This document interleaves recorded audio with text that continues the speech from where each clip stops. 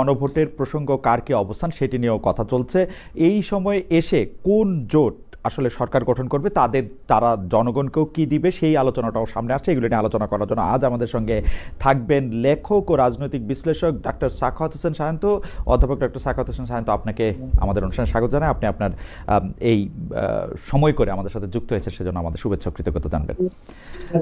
আপনার জন্য কৃতজ্ঞতা আমাকে ইনভাইট করবার জন্য। যে আমাদের সাথে আরও থাকছেন বাংলাদেশ সুপ্রিম কোর্টের আইনজীবী অ্যাডভোকেট আল মামুন রাসেল। অ্যাডভোকেট আল মামুন রাসেল আপনারা জানেন যে তরুণ আইনজীবী, তিনি বিভিন্ন জায়গায় কথা বলে খুবই দর্শকপ্রিয় হয়েছেন। আপনাকেও আমাদের অনুষ্ঠানে আসার জন্য শুভেচ্ছা, কৃতজ্ঞতা এবং ধন্যবাদ। আপনি সময় করে আমাদের সাথে যুক্ত হয়েছেন সেজন্য আমাদের ধন্যবাদ জানবেন।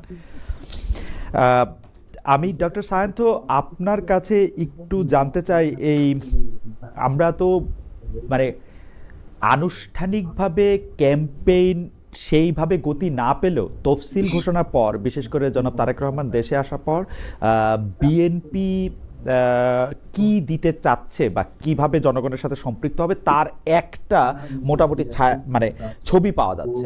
একজন রাজনৈতিক বিশ্লেষক হিসেবে আপনার কাছে প্রশ্ন, যদিও আপনি নিজেকে পরিচয় দিতে সময় বিএনপির একজন সমর্থক বলেন এবং আপনি বিএনপির রাজনীতিকে সমর্থন করেন সেটা বলেন, কিন্তু আপনার কাছে আমি একটা উল্টো প্রশ্ন করতে চাই।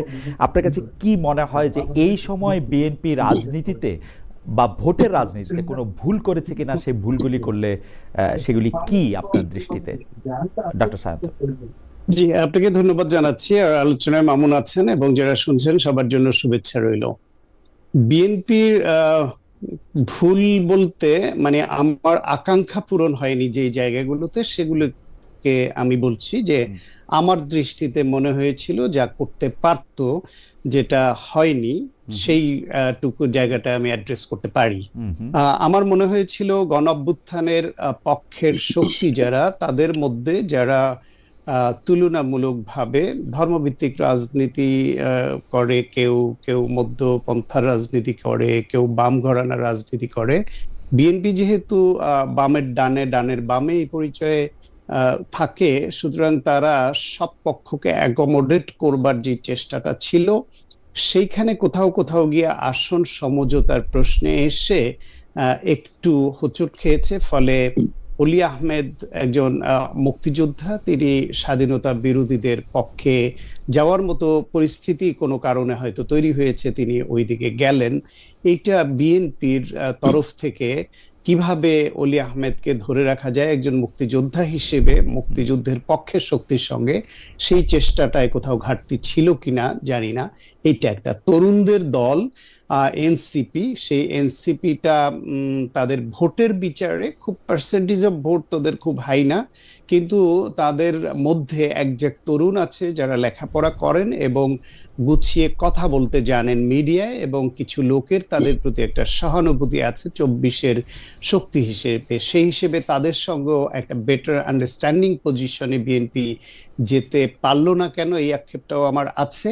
পাশাপাশি আমার কেন যেন মনে হয়েছে এই নির্বাচনে যদিও বিএনপি চেয়ারম্যান তারেক রহমান তিনি বলছেন যে এটা খুব একটা কঠিন পরিস্থিতির মধ্য দিয়ে তাদেরকে যেতে হবে, সেইটার পালসটা বিএনপির অন্য নেতা কর্মীরা কেন যেন মনে হয় ধরতে পারছেন না। ফলে এই নির্বাচনে তাদের এইরকম একটা অনেক জায়গায় মনে হয়েছে যে তারা ধরে নিয়েছেন বড় দল হিসেবে, যেহেতু অতীতের বিভিন্ন নির্বাচনে জামায়াতের পার্সেন্টেজ অফ ভোট বিভিন্ন আসন ভিত্তিক খুবই কম, সুতরাং এটা প্রতিযোগিতায় আসবার মতোই না।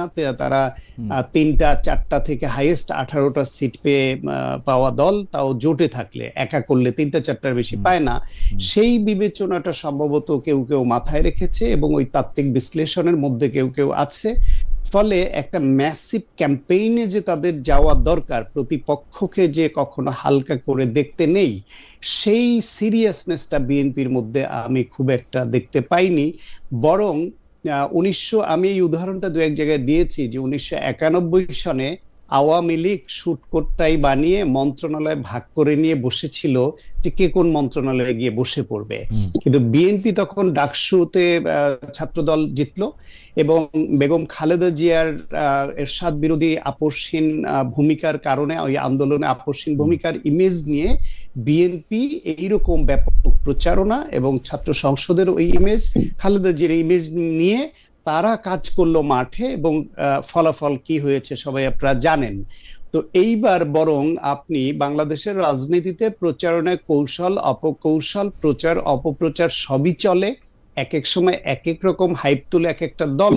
জামায়াত ইসলাম এরকম ধরেন কেউ কেউ লোকালি ভেস্তে টিকিট বিক্রি করছে, কেউ তারা এইদিকে বিদেশিদের সঙ্গে বসলে বলছে। ডক্টর সাহেব, আমরা এই প্রসঙ্গে পরে আসব, কিন্তু আপনার কথা থেকে নিয়ে আমি একটু ছোট করে এই পর্যায়ে শুধু আপনাকে জানতে চাই, আপনি বলতেছিলেন যে বিএনপি এমন একটা দল যারা ডানের বামে থাকে, বামের ডানে থাকে, অর্থসেন্ট্রিস্ট, কিন্তু এই মানে 2024-এর 5 আগস্টের পরে বিএনপির ভূমিকা নিয়ে আপনারা যারা একই রকম কথা বলছেন, কোনো দর্শক আমাকে জানতে চেয়েছেন যে মানে নতুন নতুন মুখকে আমরা এখন দেখি, কিন্তু আপনারা তো পুরনো মানে টক শোতে, কিন্তু আমরা তো পুরনো মুখ হিসেবে আপনাকে আসলে 20 বছর ধরে 15-16 বছর ধরে টক শোতে নিয়মিত দেখতেছি।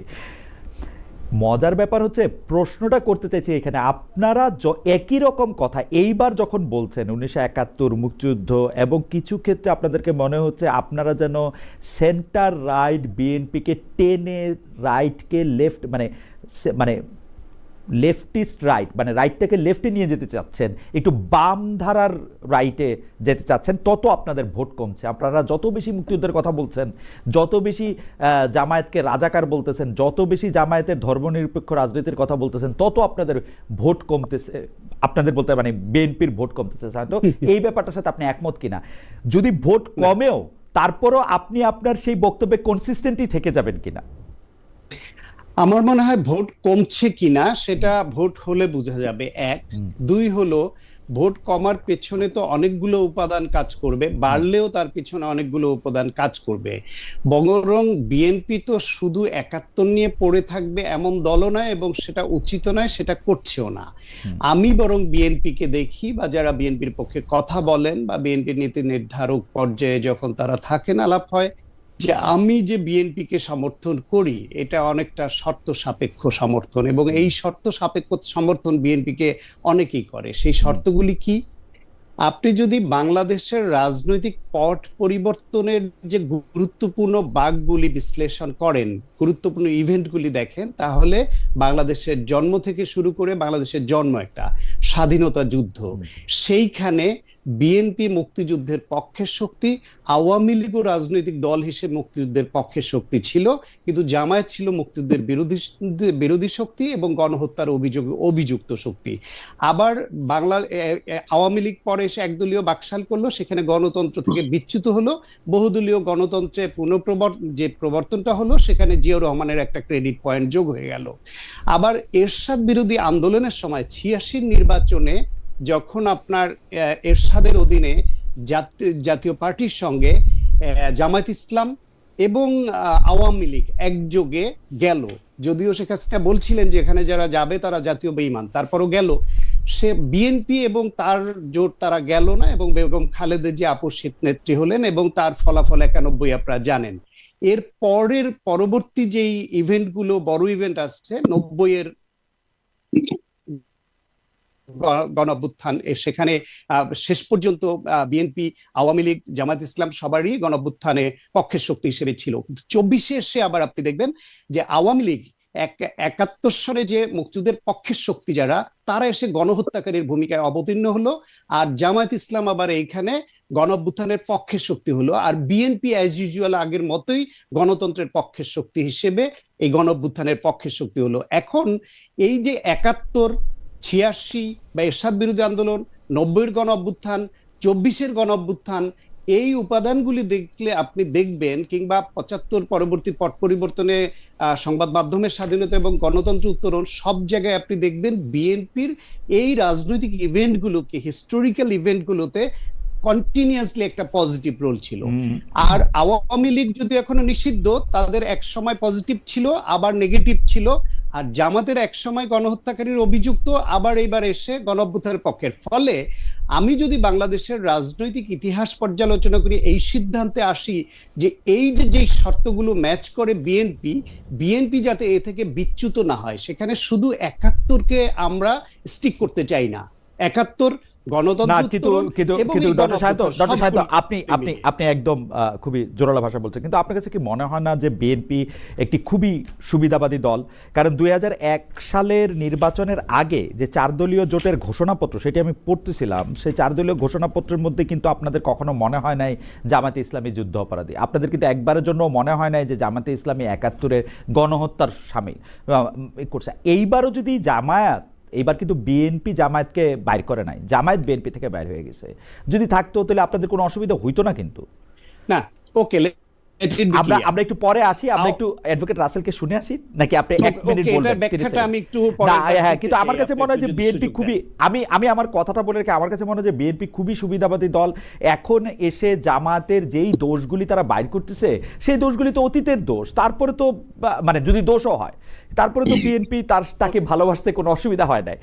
আপনার প্রশ্নটা আমি তুলে রাখলাম, এর পরের সময় আপনি সুযোগ জি জি, আমি আপনাকে প্রশ্ন ছাড়াই আপনি এটি শুরু করেন। ইন দ্য মিন টাইম আমি এই যে লিফলেটটা দেখতেছিলাম, যেখানের মধ্যে খুব খুশি বেগম খালেদা জিয়াকে এবং জনাব মতিউর রহমান নিজামীকে ৪ দলীয় জোট ঘোষণার সময়, সেটি আমরা দেখতে পাচ্ছিলাম। যাই হোক, আমি একটু জনাব অ্যাডভোকেট আল মামুন রাসেলের কাছে একটু আসতে চাই। অ্যাডভোকেট রাসেল, আমি জামায়াতের আমিরের ভেরিফাইড ফেসবুক পোস্টে, জনাব ডক্টর শফিকুর রহমানের ফেসবুক পোস্ট থেকে আমি একটু পড়ে শোনাই।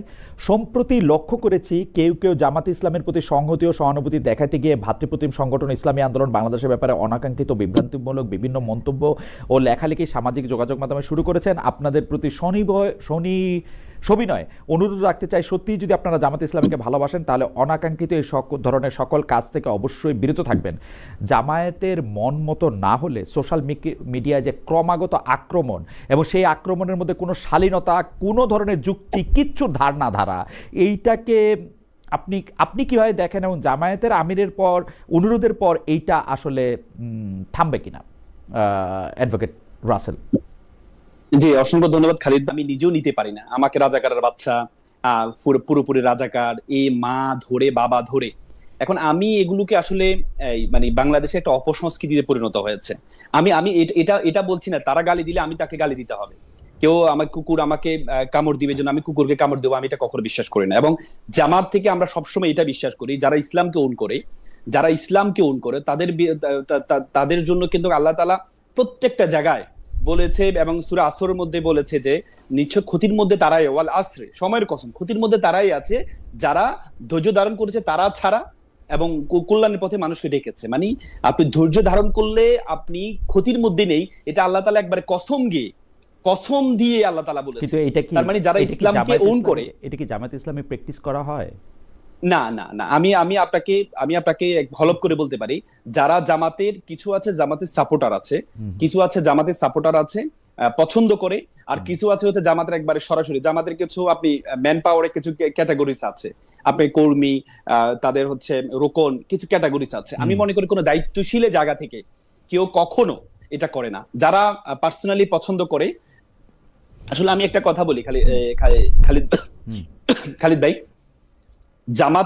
জামাতের ব্যাপারটা হচ্ছে, জামাতের একটা কালেকটিভ হ্যাপিনেস আছে, একটা কালেকটিভ সরোনেস আছে।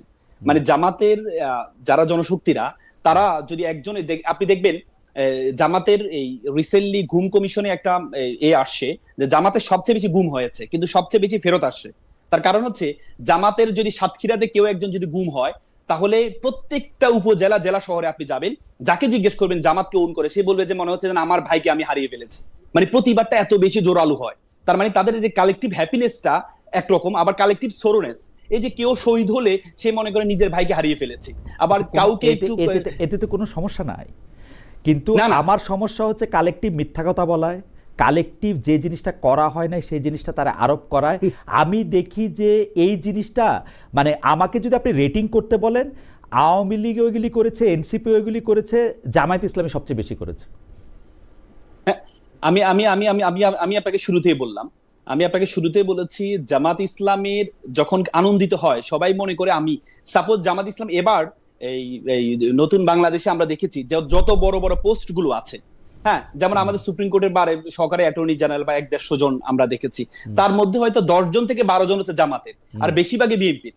কিন্তু বিএনপির যদি কোনো কিছু মানে অ্যাচিভমেন্ট হয় তাহলে তারা মনে করে পার্সোনালি আমি অ্যাচিভ করেছি, আর জামাতের যদি কোনো একজন সমর্থক যদি অ্যাচিভমেন্ট কোনো কিছু করে তাহলে প্রত্যেকেই মনে করে যে আমি এটা আনন্দটা আমার।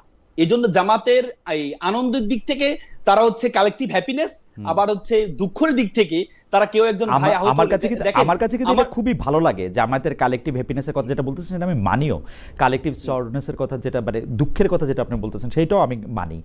আমি আবারও বলি মানে এতে তো কোনো সমস্যা নাই, কিন্তু আমরা যখন জামায়াতের আমিরের সাথে কথা বলি, আমরা যখন আপনার সাথে কথা বলি, তখন আমরা একরকম প্রকাশ এবং প্রচার পাই। যখন আমরা দেখি যে আপনাদের বিপক্ষে কোনো কথা বললে এই আক্রমণটা কিভাবে আসে, সেইটা আমাদের আরেকটা এটা খালিদ ভাই, এটা কিন্তু সবার ক্ষেত্রে আজকে আপনি যদি আজকের এই শোতে আমি বিএনপির বিরুদ্ধে যতগুলো কথা বলবো, যারা বিএনপির ম্যান পাওয়ার আছে, যদিও ওনারা অন্য কাজে ব্যস্ত, যদি সোশ্যাল মিডিয়া অথবা হচ্ছে যে ভালো কাজগুলো টক শো দেখায়, এত সময় কিন্তু বিএনপির লোকজনের বা বিএনপির ম্যান পাওয়ারের কিন্তু এত সময় নেই। কিন্তু জামাতের এই জায়গাটা ঠিক আছে, তারা হচ্ছে এই যে খালিদ ভাইয়ের একটা টক শো, এই টক শোতে অনেক কিছু শিখতে পারবো, অনেক কিছু সমালোচনা সংযোজন বিয়োজন হবে, আমার জ্ঞানের গভীরতা বাড়বে, এই জন্য যে আসে এটাকে আপনি তো সাধুবাদ জানানো উচিত যে তারা। আমি আপনাকে পড়ে শোনাই শহীদুল ওনার নাম। কেউ আপনাকে বকা দিলে তাকে জামায়াত মনে করেন, এটা একটা স্বপ্নদোষের মতো না ভাই। কেউ আমাকে বকা দিলে আমি তার সাথে এঙ্গেজ হইতে চেষ্টা করি, আমি দেখি তার ফেসবুক পেজে বা তার অন্যান্য সময় সে কি বলে, তো সেই জন্য আমি বুঝতে পারি। এই যে আপনি একটা কথা বললেন, এই কথাটা কি একটা জাতীয় টেলিভিশনে এইটা সরি মানে অনেক মানুষ এটা দেখে, জাতীয় টেলিভিশন না ধরেন, এটা ইয়াতে এটা বলার মতো কথা। আমি এগুলি প্রত্যেকটা কথায় আমি এটা বলতে পারি আপনাকে, এটা আমি বললাম। কেউ আমাকে বকা দিলে আমি তাকে জামাত মনে করি, ব্যাপারটা এরকম না। একদম জামাতের নাম ধরেই, জামাতের কর্মীরাই, জামায়াতের লোকরাই দেয়। আমি এটা দেখেও দেখছি। অনেকে বলে কি, আমি বলি অ্যাডভোকেট হেলাল, আমি বলি অনেকে বলে যে এটা বট বাহিনী করছে, কিন্তু বট বাহিনী বলে কিন্তু কিছু নাই। প্রত্যেকটা বটের পিছনে একটা মানুষ আছে না, একটা মানুষ আছে। অবশ্যই। এখন বিষয়টা হচ্ছে আসলে আমরা মানুষকে সাউন্ডটা বন্ধ হয়ে গেছে না, আমি শুনতে পাচ্ছি। আচ্ছা খালিদ ভাই আমরা যেকোনো একটা আইডি আইডেন্টিফাই কিভাবে করি? আমরা আইডেন্টিফাই করি এভাবে যে আইডিটা হচ্ছে প্রোফাইল পিকচারটা কার্ড দেয়া আছে। হ্যাঁ, আমি রিসেন্টলি আফ্রিকা গিয়েছি। আফ্রিকায় একজন আওয়ামী লীগের একজন নেতার সাথে আমার দেখা হয়েছে এই পূর্ব আফ্রিকায়। তো যাওয়ার পর ওনার মোবাইলটা আমি দেখলাম, ওনার মোবাইলে আমি কয়েকটা আইডি দেখলাম যে কোন একটা আইডির মধ্যে হচ্ছে আপনার জামাতের আমিরের, না আমি দেখেছি তার মোবাইলে, আমি দেখেছি। মোবাইল তো একটা ব্যক্তিগত ব্যাপার, বন্ধু না হইলে কাউরে কেউ দেখতে দেয় না। তার ওখানে সাইন ইন করা একটা বিএনপির একটা আইডি আছে আর একটা জামাতের একটা আইডি আছে। আপনি তার মোবাইল কি করে দেখলেন? এটা হচ্ছে তৃতীয় পক্ষ। তার মোবাইল কি করে দেখলেন? আমি একই হোটেলে ছিলাম, একই হোটেলে আমরা গল্প করতে করতে সামনে তার মোবাইলটা আপনি দেখেছেন? আমি সাধারণত দেখি না অন্যের মোবাইল এরকম করে। না এটা দেখি না, এটা আমি নিজেও দেখি না। হঠাৎ হচ্ছে সে যে কোনো একটা টক শো আমাকে দেখাচ্ছে, টক শো দেখতে গিয়ে আমি এই জিনিসটা দেখলাম, একটা নোটিফিকেশন আসছে। নোটিফিকেশনটা দেখলাম যে হচ্ছে একটা ছবি দেখা যাচ্ছে, যে ছবিটা আমি দেখতে পেলাম, এই ছবিটা হচ্ছে জামাতের আমিরের ছবি দেয়া আছে। তখনই আমার একটু হলো, আমি মনে করি, আমি প্রথমত হচ্ছে আমি বলছি যে এটা যদি কেউ করে, এটা আমি প্রতিবাদ জানাচ্ছি, এটা করার কোনো ধরনের সুযোগ নেই। আমার মনে হয় যে অ্যাডভোকেট রাসেলের এই ব্যাপারে অবস্থান আমার কাছে কেন যেন মনে হচ্ছে তৃতীয় একটা পক্ষ, এই যে নিজেদের মধ্যে একটা জুলাইয়ের যারা আছে তাদেরকে একটা ডিসপিউট তৈরি করার জন্য যে কোনো একটা প্রক্রিয়া করতে পারে।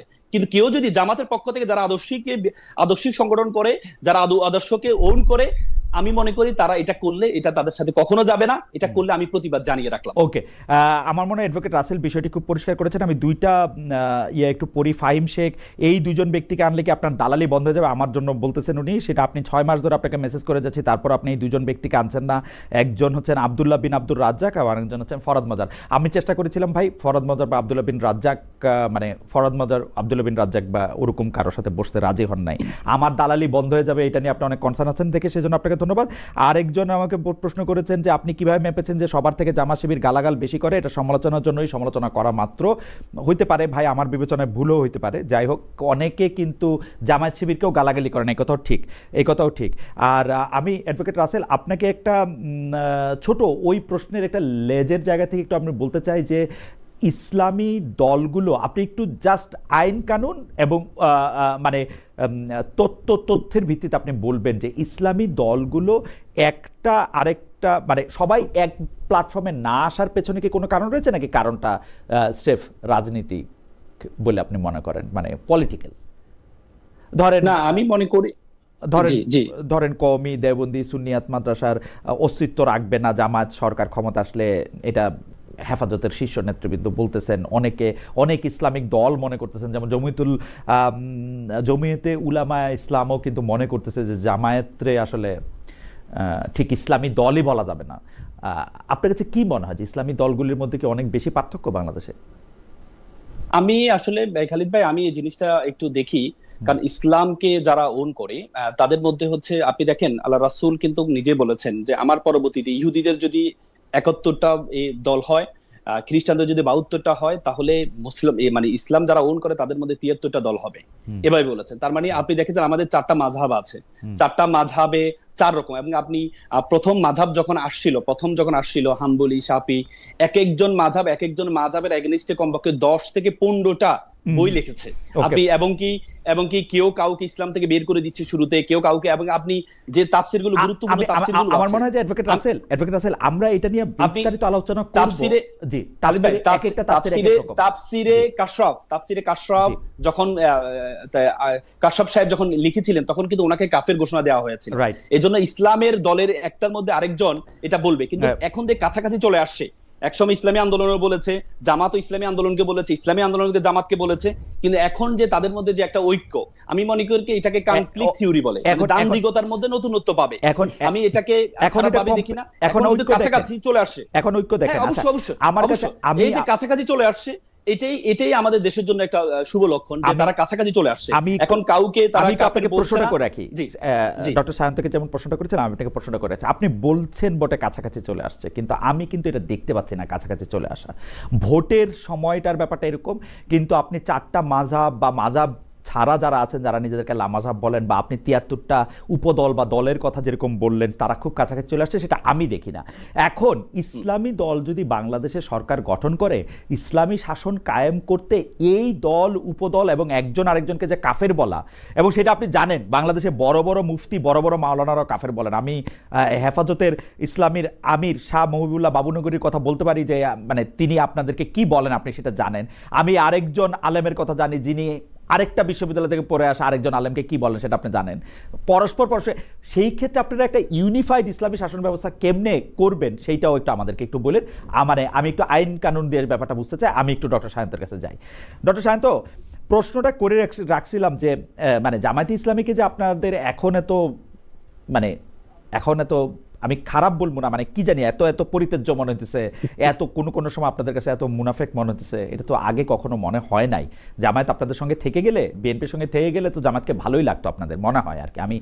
আমি বিভিন্ন করেছিলাম, বুঝতে পেরেছি। আমি খুব খোলা মনে একটু বিষয়টা ব্যাখ্যা করি। জি প্লিজ। তার আগে আমি একটা কনফিউশন দূর হলো, সেজন্য রাসেলকে ধন্যবাদ জানাই যে ইসলামী আন্দোলন বাংলাদেশ কিংবা হেফাজত ইসলাম এবং জামায়াত ইসলাম এরা যে একজন এক মাযহাবের ছিল, এবং এখন যারা একজোটে আসছে, দূরত্ব কমে গেছে, এক মাযহাবে চলে আসছে, এটা আমার জানা ছিল না। এটা মাযহাবের প্রশ্নটা কিন্তু মাযহাবের প্রশ্নটা না ডক্টর সায়ন্ত, প্রশ্ন কিন্তু মাযহাব নিয়ে না। এটা বললে আমি একটু বলি, অ্যাডভোকেট রাসেল আমি একটু বলি, প্রশ্নটা মাযহাবের একটা এক্সাম্পল বলেছিলাম, না মাযহাবটা একটা এক্সাম্পল। আচ্ছা ঠিক আছে, আমি এক্সাম্পল দিই। কিন্তু উনি বলছেন এটা খুবই সিগনিফিকেন্ট, উনি দেখতেছেন যে এটা কাছাকাছি চলে আসছে। এইটা আমি কাছাকাছি চলে আসছে মনে হচ্ছে তার, যেটা আমারও মনে হচ্ছে, কিন্তু এটা সাময়িক। সেটা এই বিএনপি আর জামায়াতের যে আন্ডারস্ট্যান্ডিং, এবং এই যে কখনো মুনাফিক বলা, কখনো না বলা, এবং এই যে এই ধর্মভিত্তিক দলগুলোর কখনো একে অপরকে ইসলামী না এরকম বলা, আবার কখনো কাছাকাছি চলে আসা, এই সবগুলোই আসলে স্বার্থ সংশ্লিষ্ট ঐক্য যখন থাকে তখন তারা একে অপরের যে দোষ ত্রুটি আছে সেটা নিয়ে বলে না। যখন স্বার্থ সংশ্লিষ্ট বিষয়ে ব্যাঘাত ঘটে তখন তারা একে অপরের বিরুদ্ধে দাঁড়ায়। এটা হচ্ছে বাংলাদেশের রাজনীতির একটা ট্রেডিশনাল ব্যাড সাইড। আপনি দেখেন যে 1971 সনে পরাজিত, গণহত্যার দায়ে অভিযুক্ত একটা দল, তাদের সঙ্গে বাংলাদেশের স্বাধীনতার পক্ষের রাজনৈতিক শক্তি তৎকালীন আওয়ামী লীগ এবং মুক্তিযুদ্ধের স্বাধীনতার ঘোষণা দেওয়া সেক্টর কমান্ডার হিসেবে যুদ্ধ করা জেড ফোর্সের অধিনায়ক একজন লোক, তার গড়া দল, তাদের সঙ্গে তো এই জামায়াত ইসলামের ঐক্য হবার কথা ছিল না। দুই দলের সময় দুই সময় ঐক্য হয়েছে, বিএনপির সঙ্গে নির্বাচনী জোট হয়েছে, একসঙ্গে সরকার গঠন করেছে, দীর্ঘদিন ছিল। কিন্তু আওয়ামী লীগের সঙ্গেও ঐক্য, কৌশলগত জোট বা টেকনিক্যাল অ্যালায়েন্স জামাত ইসলামের হয়েছে, যেটা হওয়ার কথা ছিল না। আবার একইভাবে জাতীয় পার্টি একটা পতিত স্বৈরাচার, যাদেরকে 86-তে জামায়াত এবং আওয়ামী লীগ জাতীয় পার্টিকে সার্ভাইভ করাইতে হেল্প করলেও নির্বাচনে গিয়ে 90-এর অভ্যুত্থান কিন্তু সবাই মিলেই ঘটিয়েছে। যাকে আপনার পতন ঘটালো স্বৈরাচার বলে, সেই স্বৈরাচারকে কিন্তু এই জাতীয় বিএনপি এবং আওয়ামী লীগ উভয়ই কিন্তু বিভিন্ন সময় জোটে নিয়েছে এবং এই জামায়াত ইসলামী উভয়ের সঙ্গেই জাতীয় পার্টি সহই কিন্তু ছিল। ধর্মভিত্তিক দলগুলো এই তারা একে অপরকে কাফের ঘোষণা করে, এই একে অপরকে ইসলামী নয় এরকম আখ্যা দেয়, আবার তারা ঐক্য হয়। এই সমস্ত কিছু একটা পলিটিক্যাল ইকুয়েশনের মধ্যে হয়। এইটা বাংলাদেশের রাজনীতির ব্যাড সাইড। এই দোষে সব দল দুষ্ট। এখন আপনাকে আমি বলি, বিএনপি যখন জামায়াতকে সঙ্গে নিয়েছে, বিএনপি কখনোই বলেনি যে জামায়াত ইসলাম 1971 সনে মুক্তিযুদ্ধে বিরোধিতা করে নাই, তারা বাংলাদেশের বিরোধিতা করেছে এটাও বলে নাই, বলেছে সব সময় বলেছে। না, আমি বলি আপনাকে, সব সময় বিএনপি আওয়ামী লীগ যারাই করুক, জামাতের সঙ্গে যখন জোট করেছে, তারা জামায়াত মুক্তিযুদ্ধে বিরোধিতা করেনি এইটা মেনে নিয়ে ওই সূত্র ঐক্য করেনি। ঐক্য জামাত 1971 সালে মুক্তিযুদ্ধ বিরোধী ছিল সেটা মেনে নিয়েও সময় আপেক্ষিকভাবে তারা রাজনৈতিক কৌশলের অংশ হিসেবে বা লাভবান হবার জন্য জামায়াতকে জোটে নিয়েছে। আবার জামায়াতও যেখানে আপনার নারী নেতৃত্ব হারা লাভের জন্য জোটে নিয়েছে, এটা শুনে ভালো লাগলো আর কি। মানে এটাতে বোঝা গেল যে মানে আদর্শ ব্যাপার না, লাভটা ব্যাপার আর কি। না, আমি বলছি তো বাংলাদেশে এই জামায়াত ইসলাম নারী নেতৃত্ব হারাম এক সময় বলতো না, সেই জামাত খালেদা জিয়ার আমি আপনি একই সময় প্রতিনিধিত্ব করি। 90-এর গণ আন্দোলনের সময় আমরা এরশাদকে হটানোর সময় আমরা বললাম পতিত স্বৈরাচার জাতীয় পার্টি এবং জামায়াতে ইসলামীকে কেউ আমরা কোনো জোটে বা কোনো কিছুতে আমরা দেখতে চাই না। এই জিনিসটা প্রথম কে ভাঙলো? বিএনপি ভাঙলো না। জামায়াতকে নিয়ে 91-তে যখন সরকার গঠন করে তখন এটা বিএনপি সবার আগে ভাঙলো না। বিএনপি যখন 96 সালে নির্বাচনে পরাজিত হওয়ার পর যখন 4 দলীয় জোট রেখা রূপরেখা বলে, তখন এটার আগ্রহটা বিএনপির ছিল না। আপনি দেখেন, আমি কিন্তু দেখতেছিলাম যে মোটের উপর জামায়াত কিন্তু বিএনপির উপর অসন্তুষ্ট ছিল। জামায়াত বিএনপির উপর অসন্তুষ্ট ছিল নানা কারণে, কিন্তু এই জামায়াতের সঙ্গে একটা অ্যালায়েন্স করার জন্য বিএনপি সবার আগে আসছে। বিএনপি নতুন নেগেটিভ তৈরি করছে এবং বিএনপি কিন্তু জামায়াতকে সঙ্গে নিছে বেশি করে। আপনি নিজে বহু লেখা লিখছেন এই সময়। আমি আপনি শুধু শেষের এই অংশটা দেখলেন। জামায়াতকে বাংলাদেশে রাজনীতি করবার অধিকারটাই ফিরিয়ে দিয়েছে জিয়াউর রহমান।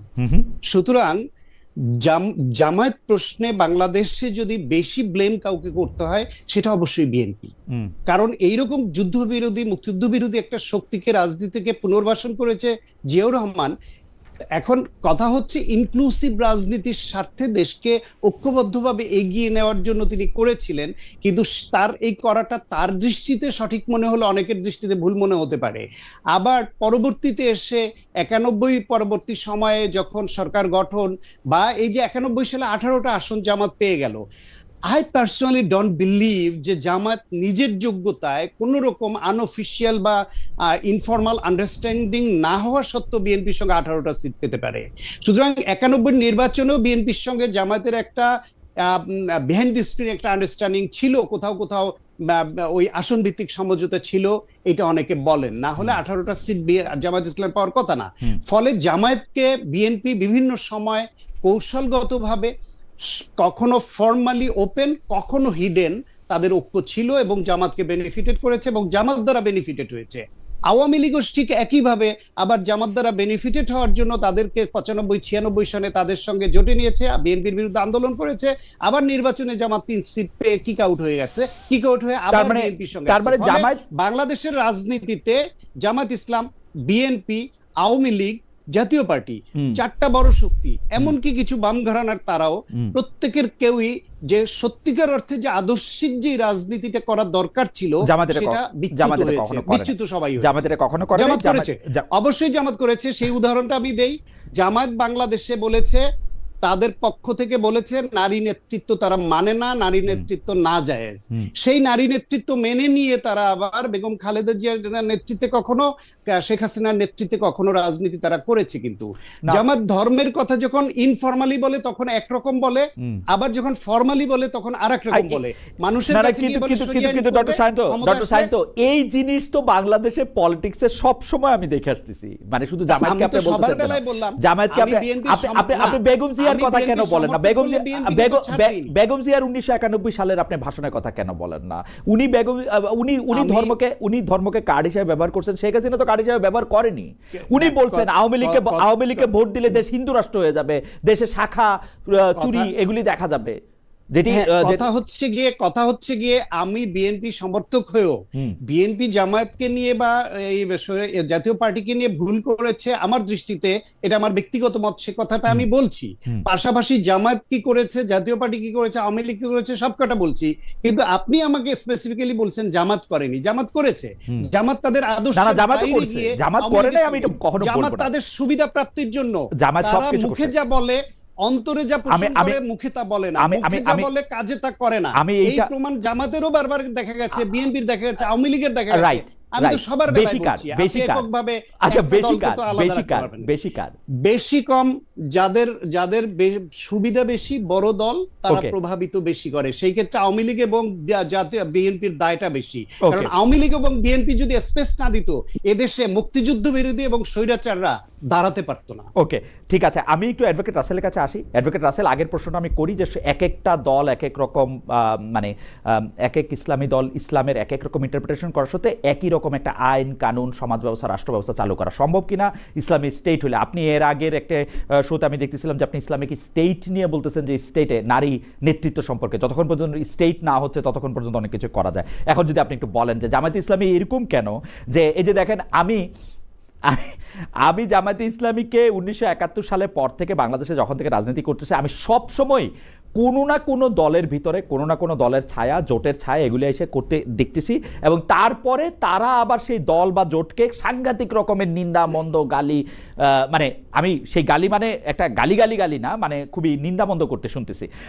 এইটা কেন? এই যে ধরেন বিচিত্রার প্রচ্ছদে আমি যে শিরোনামটা ছবি দেখতে পাচ্ছি, যে সেটার মধ্যে হচ্ছে বিভ্রান্ত বিরোধিতা। সেই বিভ্রান্ত বিরোধিতাটা কেন করা হচ্ছে? সেই বিভ্রান্ত বিরোধিতা শিরোনামে বিচিত্রার প্রচ্ছদে আমরা দেখতে পাচ্ছি জাতীয় সংসদ ভবনে সরকার বিরোধী আওয়ামী লীগ, জাতীয় পার্টি ও জামায়াতের যৌথ সংবাদ সম্মেলন। আওয়ামী লীগ, জাতীয় পার্টি ও জামাতের যৌথ সংবাদ সম্মেলন, এবং সেই সংবাদ সম্মেলনে তারা কিন্তু একই রকমভাবে একই কথা বলতেছে না। আমরা আরেকটি ছবি দেখতে পাচ্ছি, যে ছবিটির মধ্যে আমরা দেখতে পাচ্ছি যে সংসদে আলোচনার ফাঁকে শেখ হাসিনার কাছে এসে জামাতের সেই সময়কার আমির জনাব মতিউর রহমান নিজামী তার সাথে কথা বলছেন, তারকে কোনো কিছু বলার একটা অনুরোধ করছেন, এবং সেটাও পত্রপত্রিকা অনেকবার ছাপা আছে। আপনি একটু যদি আমাদেরকে এটা বলেন, তারপর আমরা শুনবো যে ইসলামী শাসনটা নিয়ে একটু বলেন। জি খালিদ ভাই, আমি আপনার প্রশ্ন আসছি তার আগে সাকত ভাইয়ের কয়েকটা বিষয় আমাকে একটু নিয়ে আসা দরকার। সাকত ভাই, দেখেন বিএনপিকে যখন প্রশ্ন করা হয় জোটের বিষয়ে, যে আপনারা জামাতের সাথে কেন জোট করলেন, বিএনপি তখন বলে আমরা কি জামাতের সাথে আদর্শিক জোট করি নাই, আমরা প্রয়োজনীয় জোট করেছি। কারণ আপনি জানেন জোট দুই কারণে হয়, একটা হচ্ছে আদর্শিক জোট আর একটা হচ্ছে প্রয়োজনীয় জোট। তার মানে বিএনপিকে যখন প্রশ্ন করে জামাতকে কেন নিয়েছে, তখন বিএনপি বলে আমরা আদর্শিক জোট করি নাই, আমরা প্রয়োজনীয় জোট করেছি। তেমনি আজকে সাকত ভাই বললো যে খালেদা জিয়ার নেতৃত্বে আমরা জামাত গিয়েছে, খালেদা জিয়ার নেতৃত্বে কিন্তু জামাত যায় নাই। এটা হচ্ছে প্রয়োজনীয় জোট, এটা আদর্শিক জোট না। আদর্শিক জোট হলে জাতীয়তাবাদের আদর্শকে মেনে নিয়ে তারপরে হচ্ছে জোটটা হয়, সেটা আদর্শিক প্রয়োজনীয় জোট। বিএনপি যে কারণে এই জামাতের সাথে জোট করেছে, জামাতও সেই কারণেই এই কি বলে বিএনপির সাথে জোট করেছে। জোট করা ঠিক আছে, মানে আদর্শের মিল না থাকলেও ঠিক আছে। এটা এখন আপনি 11 দলের যে জোটটা, এটাও প্রয়োজন এবং আদর্শিক দুটি মিলে হয়েছে। আপনি দেখেন মানে প্রয়োজন বেশি না 1991 আদর্শ বেশি? আমি তো বিএনপির দেখি আদর্শ বিএনপি প্রয়োজন, প্রয়োজনে দুটোই করে, প্রয়োজন। জামায়াতের ক্ষেত্রে কি? আপনার আদর্শ প্রয়োজন, আপনার এই প্রয়োজনের জন্য প্রয়োজন, দুটির জন্য প্রয়োজন হয়। মানে যখন আপনি যেটা দেখেন- সুবিধা, মানে এক পকেটে না, না, প্রয়োজন যখন- আছে, এক পকেটে আদর্শ আছে, যখন যেটা সুবিধা এটা না, দেখাবেন। না, না, যখন আপনার দেশের স্বার্থের জন্য, আপনি দেখেন এবারে জুলাই আন্দোলনে যারা সবাই ঐক্যবদ্ধ হয়েছে, যারা আধিপত্যবাদের বিরুদ্ধে সবাই ঐক্যবদ্ধ হয়েছে, সেখানে কিন্তু সবাই কিন্তু আদর্শিক জোটে ছিল না, প্রয়োজনের জোটে, যে দেশের স্বার্থে সবাই জোটে আসছে। দেখেন শাকত ভাই বলেছে যে তখন তো দাবি একটা ছিল যে, দাবি একটা ছিল যে শেখ হাসিনাকে ক্ষমতা থেকে চলে যেতে হবে, পদত্যাগে বাধ্য করতে হবে, সেই একটা পয়েন্টে সবাই এক হয়েছে। কিন্তু পরে এটাকে আমরা দেখছি যে কার কত ক্রেডিট, এটা আসলে শিবিরই বেশি করছে না বিএনপি বেশি করছে, এনসিপি পুরাটা নেতৃত্ব দিচ্ছে, এটা নিয়ে আমরা যাই হোক। হাওয়েভার আপনি বলতেছেন যে এটা আদর্শিক জোট কখনো জামাত করে না, জামাত প্রয়োজনে জোট করে, তাই তো? এখনো তাই প্রয়োজনে জোট করে, এখনো শুধু নট অনলি জামাত, এখানে বিএনপিও সেটা করেছে। তারা বিএনপির কথাটা আমি আলাদা করে রাখি, জামায়াতের কথাটা আপনি বলেন, জামায়াতের কথাটা বলেন।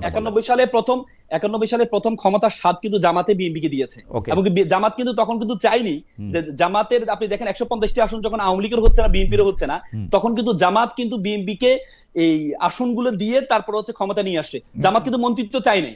96 সালে যখন বিএনপি সেই কি বলে বিদ্রোহ করেছে, তখনই কিন্তু পরবর্তীতে অবস্থা আপনারা দেখেছেন, আওয়ামী লীগের সাথে যুগপৎ আন্দোলন করতে কোনো অসুবিধা হয় না পরবর্তীতে।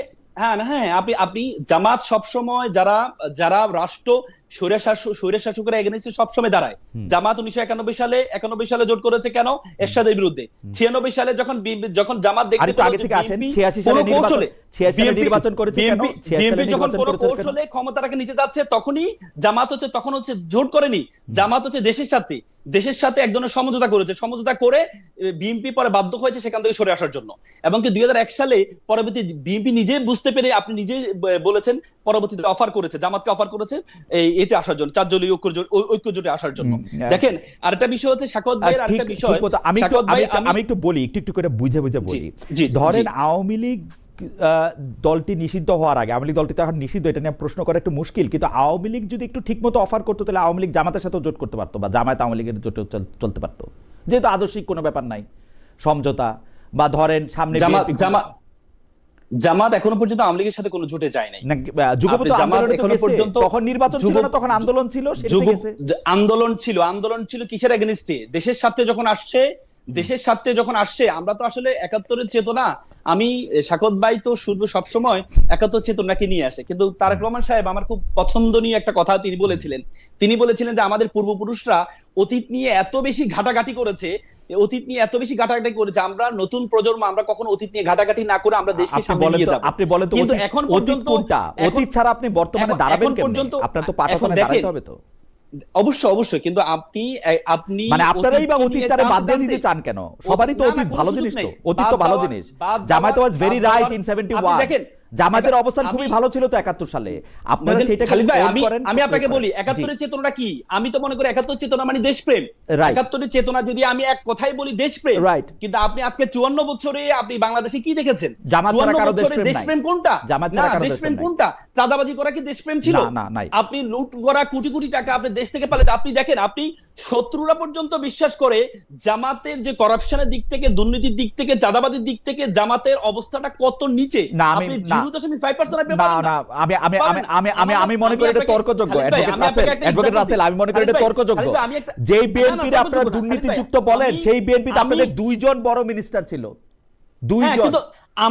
আমাদের যে 2 জন মন্ত্রী ছিল, এই মন্ত্রীকে এখনো পর্যন্ত 11 সরকার চেষ্টা করেছে, এখনো পর্যন্ত দুর্নীতির একটা শব্দ পর্যন্ত জীবনে আমি শুনি নাই যে তারা কোনোদিন, এই যে আমি পুরো তারিখ লয়ে বসে আছি, জীবনে শুনি নাই যে তারা একটা প্রতিবাদ করছেন খালেদা জিয়া সরকারের।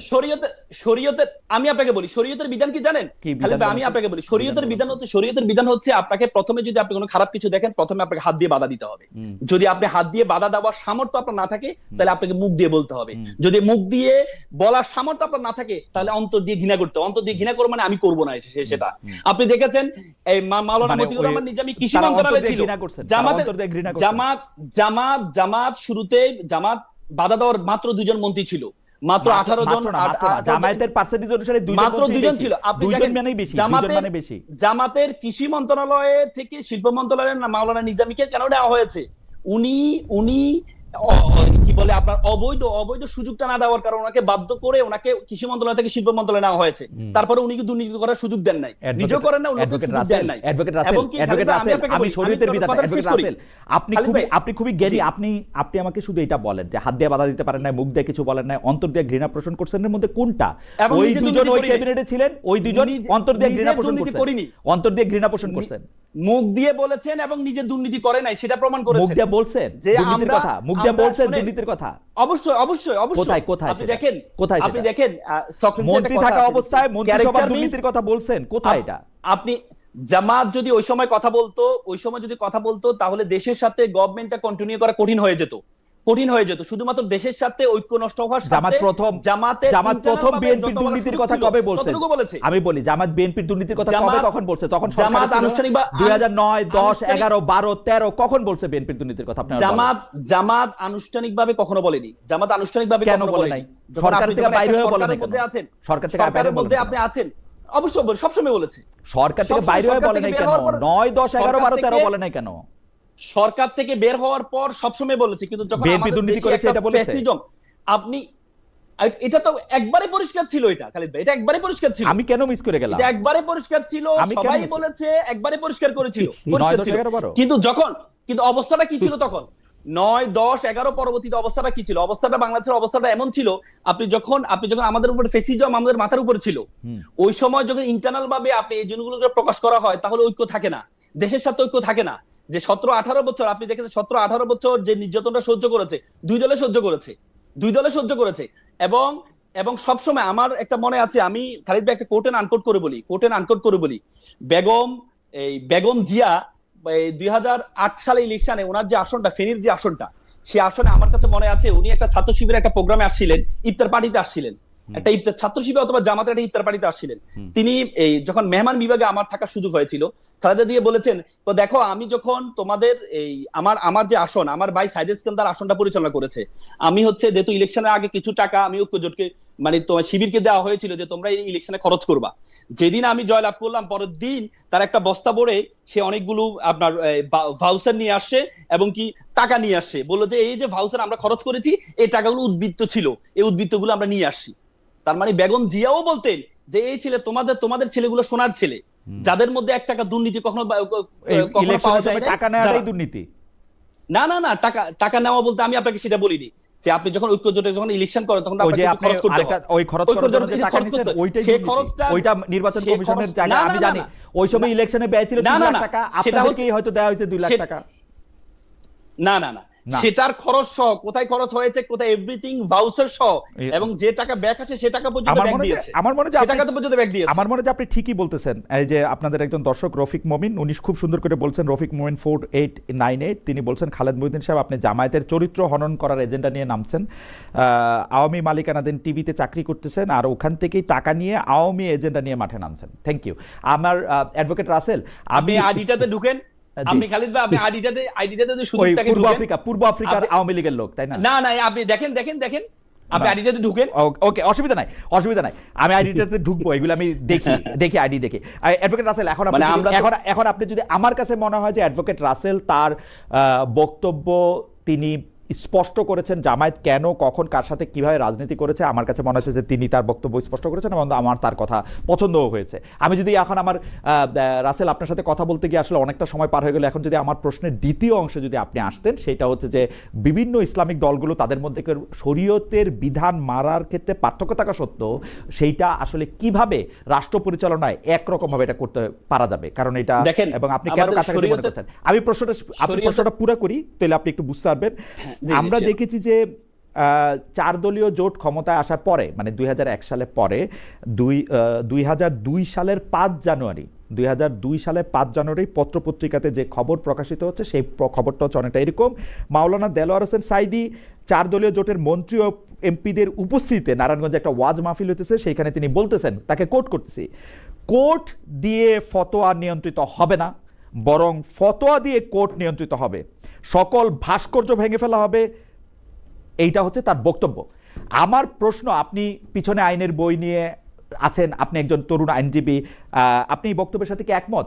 আমার কেন এই প্রশ্ন মাথায় আসে, এই বক্তব্য কিন্তু দেলোয়ার হোসেন সাঈদী ইলেকশনের আগে দেন নাই, তাহলে আমরা বুঝতাম যে হ্যাঁ কোর্ট দিয়ে ফতোয়া হবে না, ফতোয়া দিয়ে কোর্ট নিয়ন্ত্রিত হবে। এখন যেমন জামাত ইসলামী বলতেছেন না যে আসলে ব্যাপারটা কি, আপনি এটা নিয়ে যদি একটু বলেন যে একরকম ভাবে এটা করা যাবে কিনা, কারণ আমরা এইটা একটা মাত্র কথা না, এরকম অসংখ্য কথা আমরা 2001 থেকে 2006 সাল পর্যন্ত শুনছি। দেখেন, আমার প্রথম কথা হচ্ছে ইসলাম কখনো ইসলামে একটা বিধান আছে যে আল ফিতনা তো আসাদ্দ মিনাল কাতলে, মানে হচ্ছে ফিতনাটা হচ্ছে হত্যা থেকে নিকৃষ্ট। ফিতনা মানে বিশৃঙ্খলা তৈরি করা।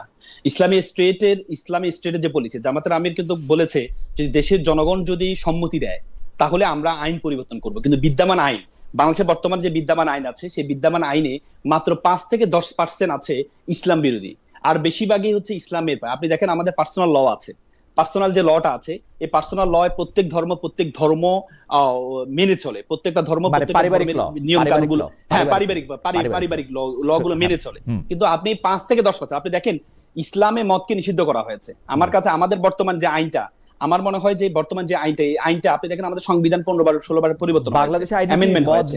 বর্তমান বাংলাদেশে আইনে তো বাংলাদেশে আমি আসছি, আমি শেষ না করলে আপনি এটা মানে না কিন্তু আপনি এগুলি ব্যাখ্যা করেন, এগুলি কথা বললে আপনি ব্যাখ্যা করেন। 5 থেকে 10% আইন যদি থাকে, আমি বলি 5 থেকে 10% আইন যদি থাকে যেটা ইসলাম বিরোধী, আপনি 2-3টার কথাও বললেন একটু, তাহলে আমি বুঝতে পারবো। হ্যাঁ আমি কারণ বলছি বলেন। আমি খালিদ ভাই বলছি, যেমন আপনি দেখেন আমার কাছে মনে হচ্ছে আমাদের যে প্রচলিত আইন ইসলামী আইন থেকে আরো বেশি রেডিক্যাল, আরো বেশি কঠিন। কেন কঠিন আপনি দেখেন, ইসলামিক আইনে 5 থেকে 10% আমি বলি আমাদের দেখেন, আমাদের এই মদ শুধু হচ্ছে মুসলমানদের জন্য নিষিদ্ধ। ইসলাম হচ্ছে মুসলমানদের নিষিদ্ধ, যারা অন্য ধর্মাবলম্বী আছে তাদের জন্য মদ নিষিদ্ধ না। কিন্তু আমাদের বাংলাদেশের আইনে মদ সবার জন্য নিষিদ্ধ।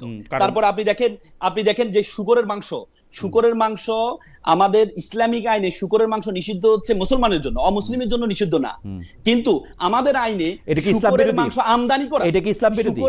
এই আইনটা কি ইসলাম বিরোধী? আমি আসি, শুকরের মাংস আমদানিও করা যাবে না, তার মানে এই দেশে তো অমুসলিম লোকজন আসে। আমি এই জন্য বলি বাংলাদেশের যে আইন আছে এটা আরো বেশি রেডিক্যাল, আরো বেশি ইসলাম বিরোধী আইনের কথা বললেন আপনি আমাদের আইনে যেমন আপনি দেখেন আমাদের এই পারিবারিক আইনে দেখেন, পারিবারিক আইনের মধ্যে ডিভোর্সের ক্ষমতা, আমাদের ইসলামিক আইনে ডিভোর্সের ক্ষমতা নারীকে দেওয়া হয়নি, সেখানে পারিবারিক আইনে ডিভোর্সের ক্ষমতা নারীকে দেওয়া হয়েছে। এটা একটা আছে। তারপর হচ্ছে নারী পুরুষ সমান, আমাদের ইসলামে আছে উত্তরাধিকার যে সাকসেশনের যে বিষয়টা আছে 2 এবং 1 সেখানে সমান করা হয়েছে। এমন কিছু 5 থেকে 10% আর বেশি। কিন্তু বিষয়টা হচ্ছে উত্তরাধিকার আইনে কি সমান করা হয়েছে? উত্তরাধিকার আইনে কি সমান করা হয়েছে? আমি খালিদ আমি আসি, আমাদের মূল সমস্যার জায়গাটা কি কোনটা জানেন? আমাদের আইন আছে কিন্তু আইনের প্রয়োগ নেই। আইনের প্রয়োগের জন্য দেখেন I am losing my patience, মানে লার্নেড কাউন্সিল, আপনি কিন্তু প্রতিটা কথা আপনি বলতেছেন এবং এইটার পক্ষে আপনি কোনো যুক্তি দিচ্ছেন না, বরং আপনাকে যারা পছন্দ করে তখন আপনি বলতেছেন যে তারা বলতেছে যে আমি কুতর্ক করতেছি। ভাই আপনি বলতেছেন 5 থেকে 10% ইসলাম বিরোধী আইন আছে। ভাই আপনি আমার ইসলাম বিরোধী আইন আগে দেখান না। আপনি বলতেছেন যে মদ বাংলাদেশে দেখাইছেন ইসলাম বিরোধী আইন যে মদ বাংলাদেশে শুধু মুসলমানদের জন্য নিষেধ, এটা ইসলাম বিরোধী আইন না আমি সেটা বলি নাই তো বলেন ইসলাম বিরোধী আইন। মিসকুট করছেন। আমি বললাম বাংলাদেশ ইসলামে হচ্ছে শুধু মুসলমানের জন্য নিষিদ্ধ, আর বাংলাদেশের যে আইন এই আইনটা হচ্ছে সকল ধর্মের জন্য নিষিদ্ধ। অ্যাডভোকেট রাসেল, আমি আপনাকে অনুরোধ করছি ইসলাম বিরোধী আইনের উদাহরণ দেখান। তা আমি তো বললাম যে নারী যে ডিভোর্সের যে ক্ষমতা, নারীর ডিভোর্সের ক্ষমতা ইসলামে দেয় নাই। কিন্তু আমাদের প্রচলিত আইনে নারী তারপরে স্ত্রী তার স্বামীকে ডিভোর্স দিতে পারবে। আচ্ছা, এইটা আপনি তার স্বামীকে ডিভোর্স দিতে পারতেছেন, আপনি ইসলাম বিরোধী তাই তো? হ্যাঁ, এটা আমাদের আইনে আছে যে আপনি শুধু স্বামীকে ক্ষমতা দেওয়া হয়েছে। আচ্ছা, এইটা হচ্ছে ইসলাম বিরোধী আইন। আর যে সম্পত্তির ক্ষেত্রে 2 আর 1 এর ক্ষেত্রে সমানের একটা প্রস্তাবনা আছে, হয় নাই এখনো সমান প্রস্তাবনা আছে, পাস হয়নি। তা আপনি তো বলেন এটা আইন, প্রস্তাবনা আছে, দুইটা তো 2 জিনিস তাই না? লার্নেড কাউন্সিল, দুইটা তো 2 জিনিস। তো ওইটা একটা পাস হয় নাই, তাহলে আপনি বলতেছেন যে এখন পর্যন্ত একটা পাওয়া গেল যে নারীদের ডিভোর্সের যে ক্ষমতা দেয়া আছে সেটা ইসলাম বিরোধী, আপনারা আসলে সেটা চেঞ্জ করবেন তাই তো? না চেঞ্জ এটা শুনেন, ইসলামের চেঞ্জের একটা বিষয় আছে। ইসলাম হুট করে চেঞ্জের বিশ্বাসী না। আপনি দেখেন মদ যখন নিষিদ্ধ করা হয়েছে, প্রথম ইসলামের নিয়ম হচ্ছে প্রথম হচ্ছে সচেতনতা তৈরি করা। প্রথম হচ্ছে ইসলামের সচেতনতা তৈরি করবে। দেখেন মদ যখন নিষিদ্ধ করা হয়েছে প্রথমে বলেছে মদটা হচ্ছে ক্ষতিকর বস্তু, এরপরে দ্বিতীয় ট্রামে বলেছে মদ খাওয়া অবস্থায় তোমরা নামাজ চলা অবস্থায় তোমরা মদ খেও না। তৃতীয়বার নিষিদ্ধ করা হয়েছে। তার মানে ইসলামের প্রত্যেকটা জিনিস হচ্ছে ধারাবাহিক ভাবে হবে। আপনি হুট করে কোনো কিছু নিষিদ্ধ করে দেওয়া। আপনি দেখেন আল্লাহ রাসূলকে দুনিয়াতে পাঠানো হয়েছে মূর্তি ভাঙার জন্য।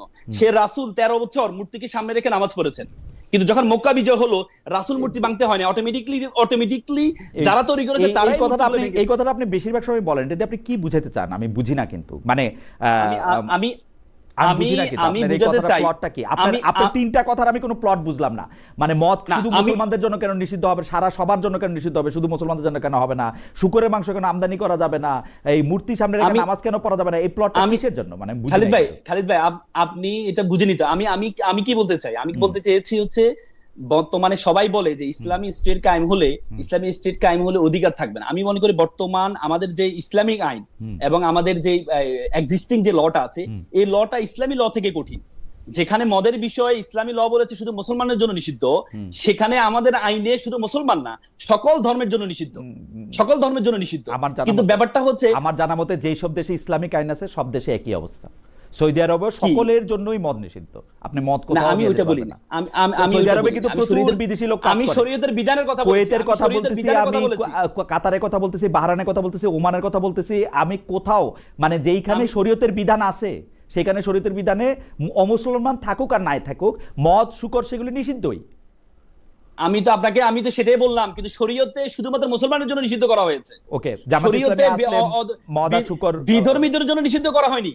কিন্তু আমি বলেছি যে ইসলামে আইনটা হচ্ছে আরো একটু সহজ, ফ্লেক্সিবল, কিন্তু এটাকে আমাদের এক্সিস্টিং ল আমার প্রশ্ন কিন্তু সেটা ছিল না অ্যাডভোকেট রাসেল। আমার প্রশ্ন ছিল হচ্ছে যে এক একটা জায়গায় তো এক এক রকম, আপনি যখন কোর্ট ফতোয়া দিয়ে চলবে আপনি যখন বলতেছেন, আপনি আমার থেকে অনেক ভালো জানেন যে 4টা মাযহাবে 4 রকম বিষয়ে 8 রকম ফতোয়া আছে, এবং আপনি যদি আমরা সিয়াসিত্তা যেগুলিকে বলি সেগুলি যদি বুখারী, তিরমিজি, সুনানে আবু দাউদ এবং ইবনে মাজাহ আমি যাইটার মধ্যেই দেখি না কেন সেগুলির মধ্যে কিন্তু প্রচুর মানে গ্রে এরিয়া আছে। তো আপনি ফতোয়া দেওয়ার জন্য ফতোয়া দিয়ে কোর্ট চলবে, এটা কি আপনাদের মাথায় আসে কিনা আমি এটা জানতে চাইছিলাম।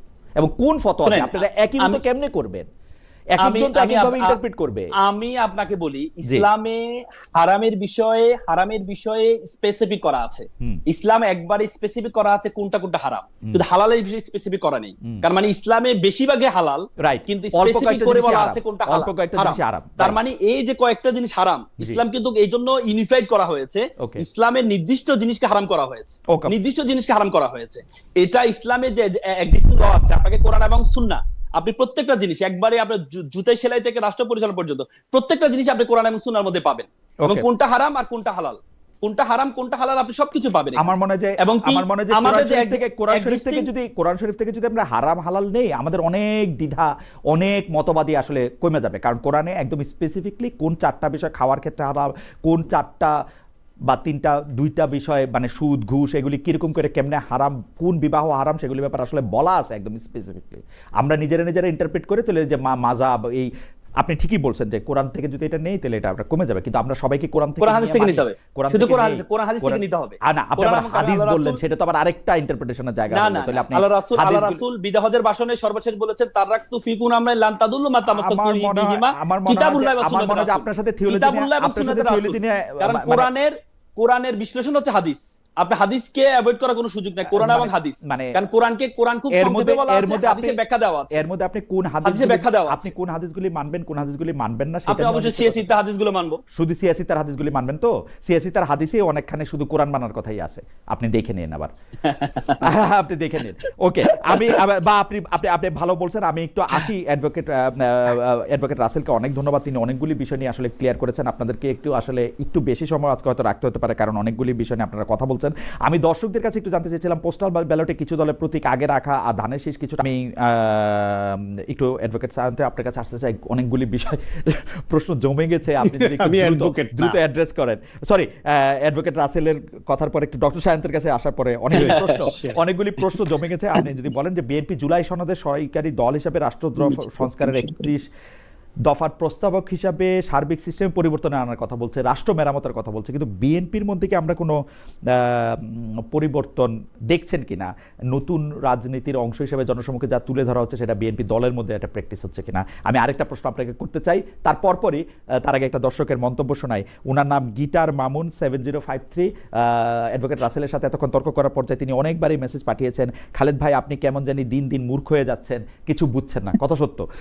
আমি একটু ডক্টর সায়ন্ত আপনার কাছে যেতে চাই যে আপনি একটু বলেন যে বিএনপি নিজে এগুলি মানে কিনা এই দলের মধ্যে। এনিওয়ে, আপনাদের দুজনের আলোচনাটা এতক্ষণ বেশ জমে উঠেছিল এবং আমি খুব উপভোগ করছিলাম, এবং জমে উঠেছিল বলেই হয়তো আপনি ভুলে গিয়েছিলেন আমার কথা দীর্ঘ সময়। আমি আপনাকে একটু ঠিক আছে মানে একজন গেস্টের সঙ্গে এত দীর্ঘ সময় সাধারণত বলেন না, আপনাদের জমে উঠেছিল। I enjoyed. আমি একটা ছোট্ট একটা বলি, আমি যখন পোস্ট গ্রাজুয়েশনে পড়াশোনা করি তখন আমার একজন সহপাঠী ছিলেন। তো ওনাকে টিচার যখন প্রশ্ন করতেন সেই প্রশ্নের স্পন্টেনিয়াস উত্তর দিতেন, ফাম্বলিং ছাড়া। তো ওই টিচার পরে বলছিলেন যে তোমার বলার স্টাইল খুব ভালো, ভালো বলো, তোমাকে টিচার যদি তোমার এই মনোযোগী না হয় তোমার অ্যান্সারের প্রতি তাহলে তুমি খুব ভালো নম্বর পেয়ে পাশ করবে, আর যদি শিক্ষক একটু মনোযোগ দিয়ে শোনে তাহলে তুমি প্রতি পরীক্ষায় ফেল করবে। এখন ধরেন আপনি অ্যাডভোকেট রাসেলকে জিজ্ঞেস করেছিলেন দুর্নীতি নিয়ে জামায়াতের পজিশন বিএনপির সঙ্গে যখন ছিল, বলল যে প্রতিবাদ করতে না পারলে যে ঘৃণা করার যেই বিষয়টা ইসলামে আছে তারা ঘৃণা করেছে এবং নিজেরা করে নাই। আপনি দেখেন যে 5টা বছর জামায়াত ইসলাম বিএনপির সঙ্গে ছিল, তারা মন্ত্রণালয়ের 2টা গুরুত্বপূর্ণ মন্ত্রণালয়ের মন্ত্রী ছিলেন। তারা বলতে চান যে তাদের নামে কোনো দুর্নীতি নাই, তা ব্যক্তিগতভাবে খুঁজে পায় নাই, সুতরাং তারা ঠিক ছিলেন। মানলাম ব্যক্তিগতভাবে তারা ছিলেন। বিএনপি মহাসচিব মির্জা ফখরুল ইসলাম আলমগীরের নামে তো কোনো দুর্নীতির অভিযোগ পর্যন্ত ওঠে নাই, ঠিক ছিলেন। তারেক রহমানের নামে এত অভিযোগ উঠেছে, তারপরেও তো 111 সরকার এবং পরবর্তীতে আওয়ামী লীগ সরকার তন্ন তন্ন করে খুঁজে হাওয়া ভবন কেন্দ্রে একটা দুর্নীতি হয়ই নাই ডক্টর শান্ত। হ্যাঁ, এখন কথা হচ্ছে ওই কথাটাই যে তার মানে হচ্ছে একজন ব্যক্তি যদি দুর্নীতি মুক্ত থাকেনও কিংবা তার বিরুদ্ধে যদি খুঁজে না পাওয়া যায়, এইটা তাকে সন্দেহের বাইরে নিয়ে যায় না। জামায়াত ইসলামের মন্ত্রীরা তারা 5 বছরের মধ্যে কোনো একদিন আনুষ্ঠানিক বা অনানুষ্ঠানিকভাবে বিএনপিকে ওয়ার্ন করে নাই যে আপনারা যদি আপনাদের সরকার চলার সময় যদি এইরকম দুর্নীতি চলে তাহলে আমাদের পক্ষে আপনাদের সঙ্গে এই সরকারে থাকা সম্ভব হবে না। কারণ মন্ত্রিত্বের লোভ তারা বলে নাই। ব্যাখ্যা দিচ্ছেন যে এই সময় সরকারের সঙ্গে থাকাটা আমি ওই কথাটা আসছি যে সরকার টিকতো না। আমি বলছি বিএনপির সঙ্গে 2001 সালের নির্বাচনে জোট হয় জামাত ইসলামের। ম্যাডাম খালেদা জিয়া যে ওয়ার্ড দিতেন কাউকে, তিনি সেই কথা রক্ষা করতেন, প্রতিশ্রুতি কখনো ভঙ্গ করতেন না। শুধুমাত্র সে কারণে 2/3 মেজরিটি বিএনপি এককভাবে পাওয়ার পরেও জামায়াত ইসলামের 2জন গুরুত্বপূর্ণ নেতাকে 2টা গুরুত্বপূর্ণ মন্ত্রণালয় দিয়েছেন, যেহেতু নির্বাচন করার আগে তাদের কথা দিয়েছেন এবং জোট করেছেন সেজন্য। এবং জামায়াতের 2জন নেতা মন্ত্রী কেন, পুরা জামাত যদি ওই সরকার থেকে চলে যায়, সমর্থন প্রত্যাহার করে, তাহলে বিএনপি তো একাই 2/3 মেজরিটি ছিল 2001 নির্বাচনে, আপনি নিশ্চয়ই জানেন। তো জামাত চলে গেলে সেই সরকার চলবে না, দেশের স্বার্থে বিএনপির সঙ্গে সরকার না, এটা তো হয় না। কিন্তু হ্যাঁ, বিশৃঙ্খলা তৈরিতে বাংলাদেশে জামাত ওস্তাদ, সেটা আমরা জানি, আওয়ামী লীগ ওস্তাদ সেটা আমরা জানি, সেজন্য করেছেন। আরেকটা বলি, আওয়ামী লীগ সরকারের সময় ঠিক জামাতের এই বয়ানটার মতো একটা বয়ান আওয়ামী লীগের কোন নেতা কারো ব্যাপারে দিতেন। মতিয়া চৌধুরীর ব্যাপারে বলা হতো উনি খুবই সৎ। আমি বলতাম হ্যাঁ, উনি হতে পারে ফাইন্যান্সিয়ালি সৎ, উনি অনেক সম্পদের মালিক হন নাই, ব্যক্তিগতভাবে চুরি করেন নাই, কিন্তু উনি তো রাতের ভোটে এমপি হয়েছেন। ওনার সরকার তো এরকম পলিসি মেক করে এদেশ থেকে গণতন্ত্র হত্যা করেছে। ওনার সরকার তো ব্যাপকভাবে দুর্নীতি এবং টাকা পাচার করছে, একটা শব্দ তো করছে না, একটা প্রতিবাদ তো করছে না, সুতরাং ওনাকে আমি সৎ মানতে রাজি না। ঠিক একইভাবে জামায়াত ইসলাম সরকারে ছিল, বিএনপির যা যা দায় আছে সব দায় জামাত ইসলামেরও আছে, কারণ তারা ক্ষমতায় থাকতে একটা শব্দও করে নাই। এবং একটা গোটা সিস্টেমে যখন কোনো না কোনো পার্সেন্টেজ করাপশন থাকে, 2টা মন্ত্রণালয় আইসোলেটলি করাপশন মুক্ত থাকতে পারে না। ব্যক্তিগতভাবে সেই মন্ত্রী 2 টাকা না খাইতে পারে, তারা অধস্তন খেয়েছে, তার নিজের নিয়োগ দেওয়া লোক খেয়েছে, তার পিএস খেয়েছে, কেউ না কেউ খেয়েছে। কারণ গোটা দেশের সিস্টেমটা যখন করাপশনের সিস্টেমের মধ্যে যদি থাকে ঢুকে যায়, তাহলে এইটা আমি সরকার আপনার সময় এটা আমি আপনার সেখানে সাথে তো একমত। হতে পারে না। এটা আমি সুতরাং আপনার সাথে ওই যে আপনি যদি মনোযোগ দিয়ে শোনেন তাহলে দেখবেন যে পাশ করা কঠিন হয়ে যায়, এরকম সব বক্তব্য আসছে। এবার বলি বিএনপির পরিবর্তন নিয়ে। বিএনপির পরিবর্তন হচ্ছে ওইখানে একটা দলের শীর্ষ নেতৃত্বকে তার ফলোয়াররা, অন্য নেতারা ফলো করেন।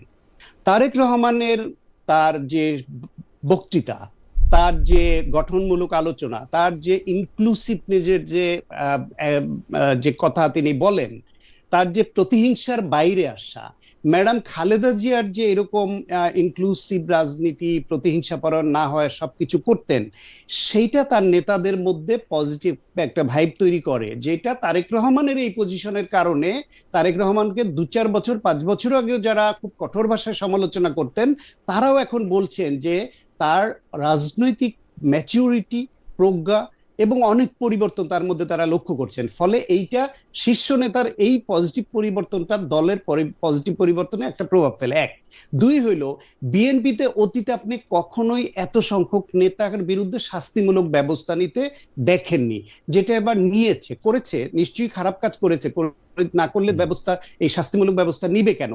কিন্তু একবারেই তো পুরোপুরি আপনার যে অনিয়ম, তার মানে আপনি বলছেন যে পরিবর্তনের চেষ্টাটা অব্যাহত আছে, এখনো অনেক অগ্রহণযোগ্য বিষয় আছে। এবং আমার প্রত্যাশা থাকবে যে এই যে প্রক্রিয়াটা নিজেদের শুধরে নেবার, এটা যেন অব্যাহত থাকে এবং আরো যাতে স্ট্রিক্ট হয় শীর্ষ নেতৃত্ব, তাহলে বিএনপির মধ্যে। কারণ বাংলাদেশের ভবিষ্যৎ এবং বর্তমান আমি বিএনপির বাইরে অন্য কারো হাতে নিরাপদ মনে করি না, বলে আমি মনে করি তারেক রহমান এবং বিএনপি ফেল করা মানে বাংলাদেশ ফেল করা।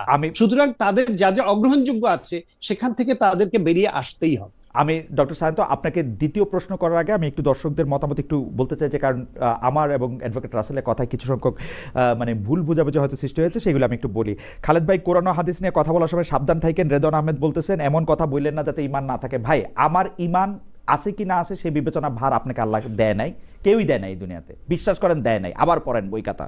2 হচ্ছে খালেদ মহিউদ্দিন বলছে শুধু কোরআন মানলেই হবে, কিন্তু প্রশ্ন হলো কোরআনে তো নামাজের কথা বলা আছে, কিন্তু নামাজ কীভাবে পড়তে হবে এটা কোরআনে বলা হয়েছে, তা হাদিস অবশ্যই পড়তে হবে না। আমি এই কথা কখনোই বলি না যে শুধু কোরআন পড়তে হবে। আমি বলছি, আমি অ্যাডভোকেট রাসেলের বক্তব্যের সাথে একমত, কোরআনে একদম স্পষ্ট বলা আছে কোনটা হারাম কোনটা হালাল, সেইভাবে আসলে সেইটা মানতে হবে, এবং সেই মানলে যাদের মধ্যে থেকে একটু পার্থক্য আছে তাদের সবার এক জায়গায় চলে আসতে হবে। Correct me if I am wrong advocate Rasel, লোকজনকে আলাদা আলাদা থেকে একসাথে আনতে হলে কোরআন প্রসঙ্গে তিনি এই কথা বলছেন, পাশাপাশি এই কথাও তিনি বলছেন যে হাদিসও মানতে হবে।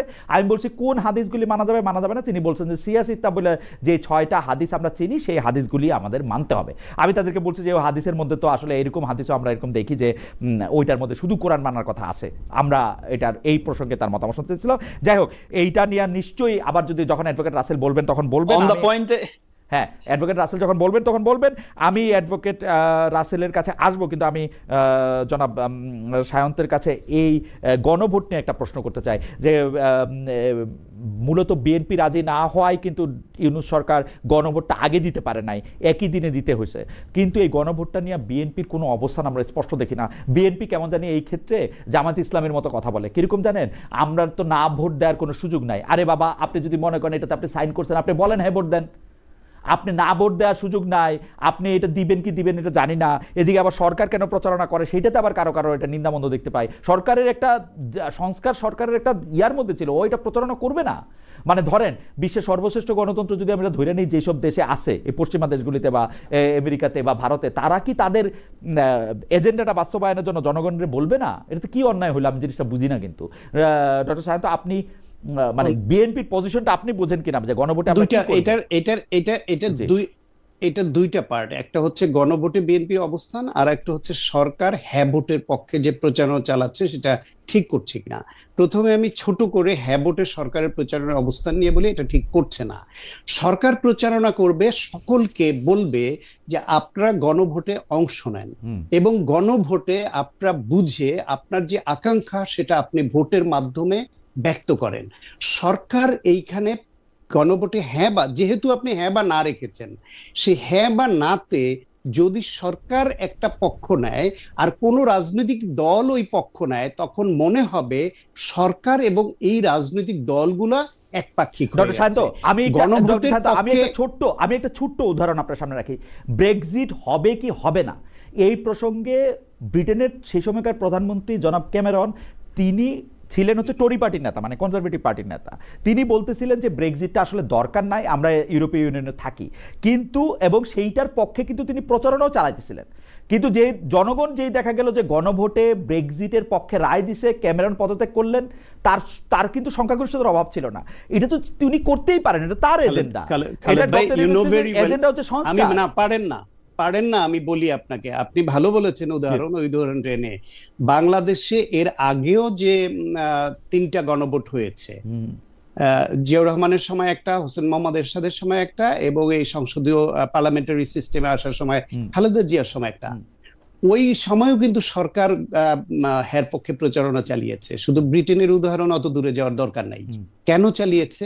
তখন সরকার ওই অবস্থা নিয়ে শুধু হ্যাঁ না ভোট দিয়েছে। তখন যদি কোনো রাজনৈতিক দলের বিরুদ্ধে দাঁড়িয়েছে যারা, তাদের সঙ্গে সরকারের পজিশনের ফাইট হয়েছে।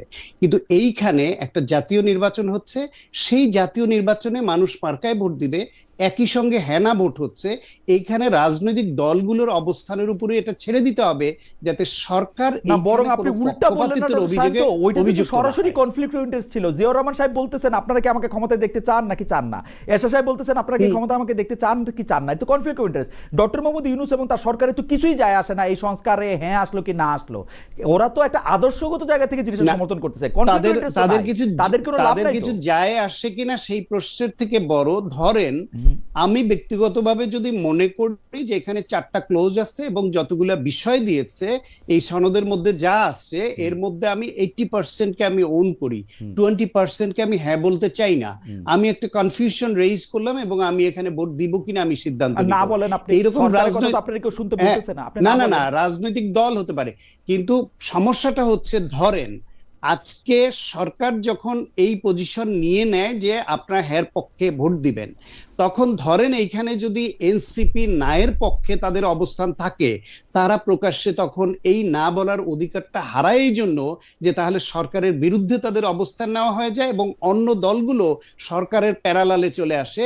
পাবলিকের মধ্যে একটা রং মেসেজ যাবে যে তাহলে বিএনপি, সরকার, জামাত এরা এক লাইনে, এরকম তো আলাদা হয়ে যাবে, আমরা বলতে কথাই ছিল না ডক্টর শান্ত, এরকম তো কথাই ছিল না। কথা ছিল যে জুলাই সনদটার ব্যাপারে যারা সাইন করবে তারা এটা মেনে নিবে। তো আপনারা জুলাই সনদে সাইন করছেন, আপনারা এটাকে হের পক্ষে আপনারা বলেন, আপনারা বলেন, সরকার বলুক, সবাই বলুক।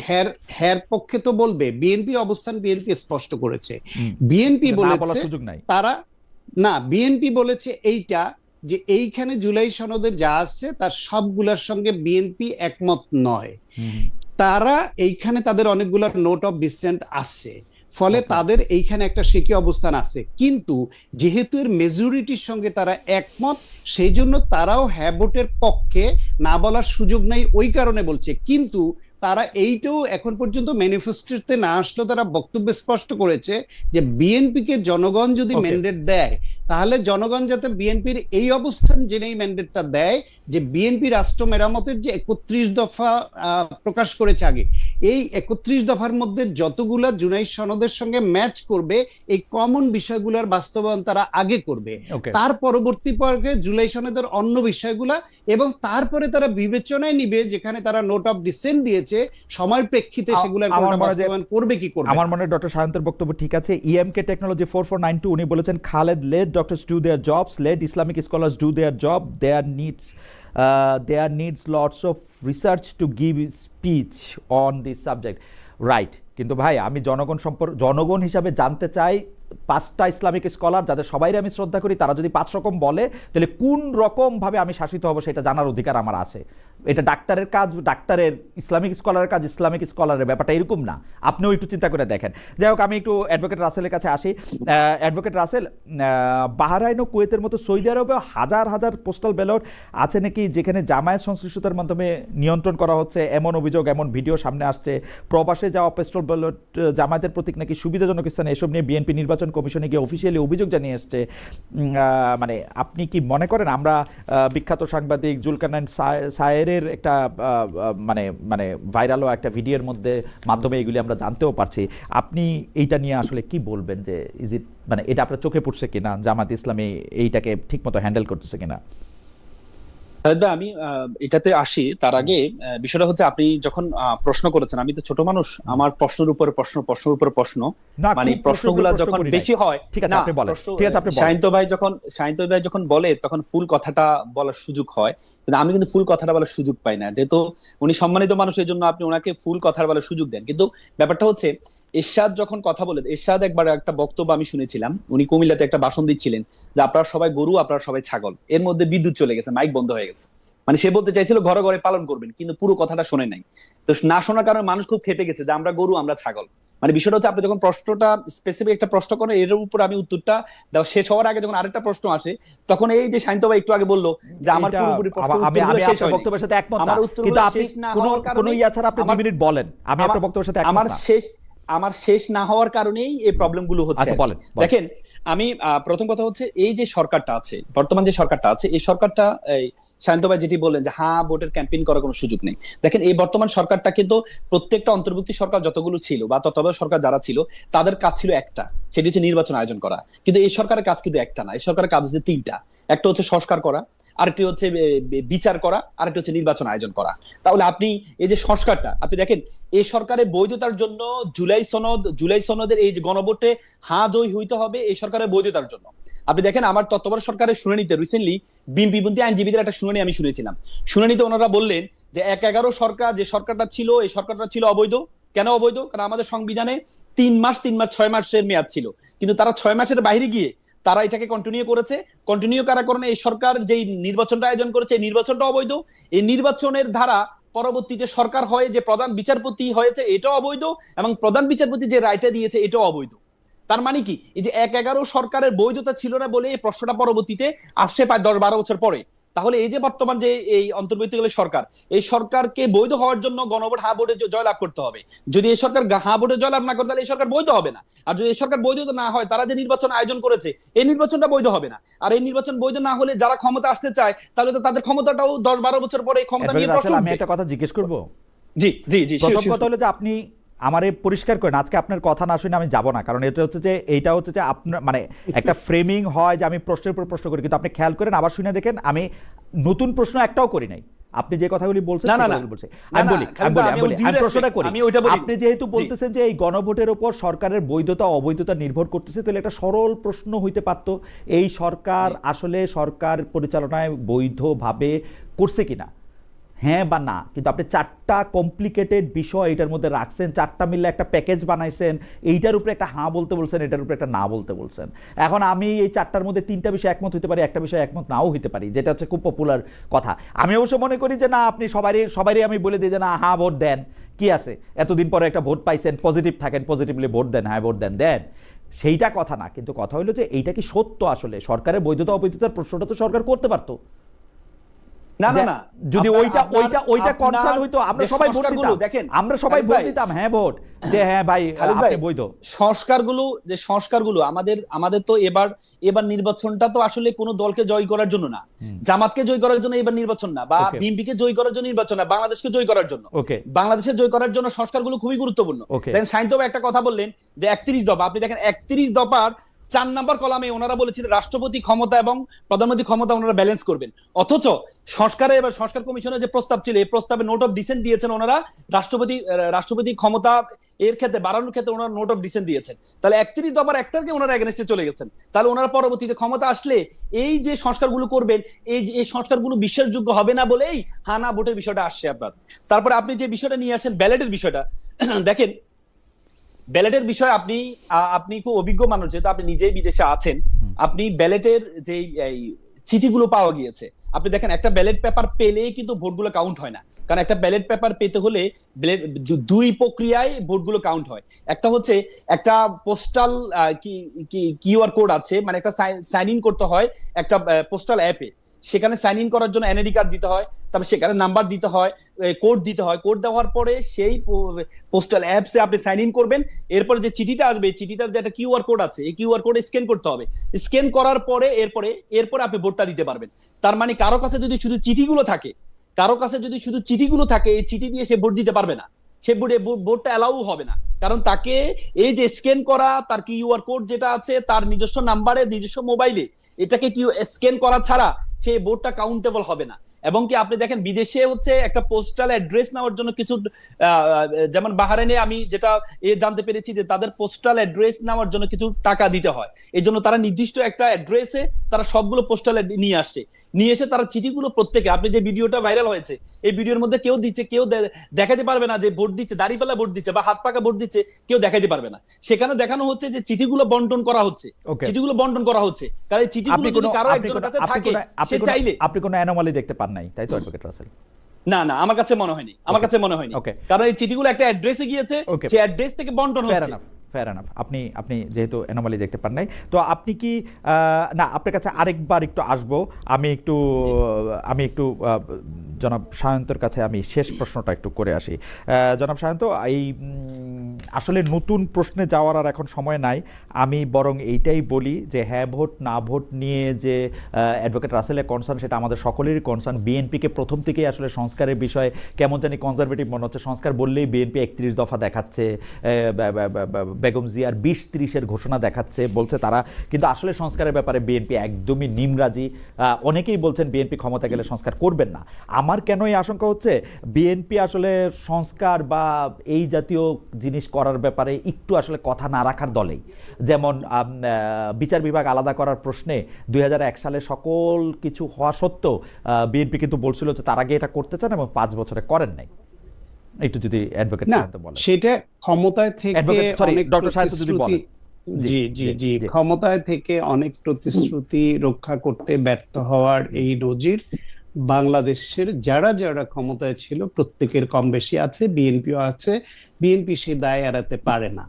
কিন্তু এটাও সত্য যে বিএনপি বাংলাদেশে দীর্ঘদিন ধরে এই ফ্যাসিবাদের বিরুদ্ধে লড়াই সংগ্রাম করতে গিয়ে এইবার তারা যে নিপীড়নের শিকার হয়েছে, এবং তারা যেইভাবে এইবার নিজেরাই পুস্তক প্রকাশ করে, প্রথমে 26 দফা, তারপরে এরা সমমনা ডান বাম অন্যদের সঙ্গে আলোচনা করে 31 দফায় নেয়া, সবকিছু করা, এর আগে ভিশন 2030 করা, এই যে এইবার যত তারা একাডেমিক ওয়েতে যেভাবে প্রচার করা, অঙ্গীকার করা, সবকিছু করেছে বছরের পর বছর, এইটা আগে করে নাই। ফলে বিএনপির পক্ষে এইবার এইখান থেকে সরে যাওয়াটা কঠিন হবে। যদি সরে যেতে চায় তাহলে সাধারণ জনগণই তাদের প্রতারক হিসেবে রাষ্ট্র পরিচালনার যে ম্যান্ডেট যদি তারা দেয়, সেটা প্রত্যাহার করে নিতে সময় লাগবে না, তারা দেশ চালাতে পারবে না। সুতরাং বিএনপির মধ্যে ওই পরিবর্তন আছে বলে আমি মনে করি এবং প্রত্যাশা করি তারা এটা করবে। এখন কথা হলো, বিএনপি যে 31 দফার কথা বলেছে এবং যতবার বলেছে, লিখিতভাবে বলেছে, বাংলাদেশে বিএনপি ছাড়া আর কোনো একটি দলও তো সেটি করেনি। সুতরাং বিএনপি এক্ষেত্রে এগিয়ে আছে, তারা সংস্কারের বিপক্ষে। এইটা তাদেরকে অন্যায়ভাবে আক্রমণ করার একটা হাতিয়ার ছাড়া আর কিছু না। এখন আপনি যে সন্দেহ পোষণ করছেন যে ক্ষমতায় এসে তারা রাখবে কি রাখবে না, ক্ষমতায় এসে অতীতে তো বাংলাদেশে যারা যখন ছিল সবারই আছে। জামাত ইসলামের যে 2জন মন্ত্রী ছিল তাদের বিরুদ্ধে আমরা এতক্ষণ আলোচনা করেছি, তাদের বিরুদ্ধে আছে, বিএনপির বিরুদ্ধে আছে। জামাত ইসলামের বিরুদ্ধে কেমনে থাকলো আপনি জানেন সায়ন্ত? জামাত ইসলামের বিরুদ্ধে কেমনে থাকলো? মানে 2 মন্ত্রী আর প্রধানমন্ত্রী তো এক কথা না। প্রধানমন্ত্রী হচ্ছে, বাংলাদেশ হচ্ছে প্রধানমন্ত্রী শাসিত সরকার। আমি আপনাকে বলি ছোট ছোট উদাহরণ, কিন্তু আপনাকে বুঝতে পারবেন যে প্রত্যেকটা রাজনৈতিক দল তার স্বার্থের বাইরে যেতে চায় না। দলীয় স্বার্থটা আগে চিন্তা করে, তারপর রাষ্ট্র এবং নেশনের স্বার্থ চিন্তা করে। আমি এই ঠিক গতকালই রাসেলের সঙ্গে একটা অনুষ্ঠানে ছিলাম, এই উদাহরণটা দিয়েছিলাম যে 2008 সালের নির্বাচনে বিএনপি যে নমিনেশনটা দিবে, সেখানে বিএনপিকে বাধ্য করেছিল আলী আহসান মোহাম্মদ মুজাহিদ ফরিদপুরের একটি আসন তাকে দেবার জন্য, যেখানে তার জামানত বাজেয়াপ্ত হয়েছিল। এবং কখনোই এখানে জামানত রক্ষা করবার মতো ভোটের অধিকারী জামাত না। ওই আসনটা কামাল ইবনে ইউসুফের 3 পুরুষ ধরে তারা ওইখানে নির্বাচিত হওয়া পরিবার। তো সেই অবস্থা, ওই দলীয় স্বার্থ, সে ভাবেনি যে জোট কি করে উপকৃত হবে, দলকে তার রাষ্ট্র পরিচালনায় কি করে অ্যাডভান্টেজ পাবে। ঠিক আছে, মানে এইভাবে এই ছোট থেকে উদাহরণটা বড় আমার শুরু খুব- করে রাষ্ট্র পরিচালনায় যখন আসলো, আমার খুব লাগসই লাগলো না, কারণ আপনি কি লাগলো, বলতে চাচ্ছেন, আপনার আপনি কি না বলতে লাগতে চাচ্ছেন পারে। জনাব মুজাহিদ ইচ্ছা করে আত্মহত্যা করতে সেখানে গেছে? মানে জনাব মুজাহিদও তো একজন ভেটারেন পলিটিশিয়ান, তারও তো একটা আন্দাজ থাকা দরকার। সে সে জানতো যে সেবার আওয়ামী লীগের এত দুরবস্থা, সেখানে সে নির্বাচনে পরাজিত হলেও পরে সে কোটায় মন্ত্রী না, না কিন্তু ওই হলেও জায়গা সে থেকে তার ওইখানে ইলেকশন করাটা খুব অঘোষিত দরকার। অঘোষিত এমপি থাকবে। কেন দরকার? একজন মানুষ তার পরিবার পুরুষানুক্রমে বছরের পর বছর অত্যন্ত জনপ্রিয়তার সঙ্গে নির্বাচিত হচ্ছে, সে দলকে জোটকে জিম্মি করে নেওয়াটা এটা তার স্বার্থ। এটা জিম্মি করে নিছে না বিএনপি নেতৃবৃন্দের মনে হয়েছে যে চৌধুরী কামাল ইবনে ইউসুফের জিম্মি করে, আমি নিজে দায়িত্ব নিয়ে আপনাকে বলছি, জিম্মি করে নিয়েছে। এবার পারলে বিএনপি হাইকমান্ডে যোগাযোগ করে সত্যতা যাচাই করেন। ডক্টর সাইদ, যাচাই করেন। অনেক ধন্যবাদ, আমি দায়িত্ব নিয়ে বলছি। অনেক ধন্যবাদ। আমাদের একটু শেষ প্রশ্নটা একটু করতে হচ্ছে আপনাদের। আমি একটু অ্যাডভোকেট রাসেলকে এটা বলি যে জামায়াতের সাবেক আমির জনাব গোলাম আজমের পুত্র ব্রিগেডিয়ার অবসরপ্রাপ্ত আব্দুল্লাহ আল আজমিকে আমরা দেখলাম জনাব তারেক রহমানের সঙ্গে দেখা করেছেন। এই দেখা করার আসলে নির্বাচনের মাঠে বা ভোটের মাঠে কোনো প্রভাব আছে কিনা আপনি কি মনে করেন?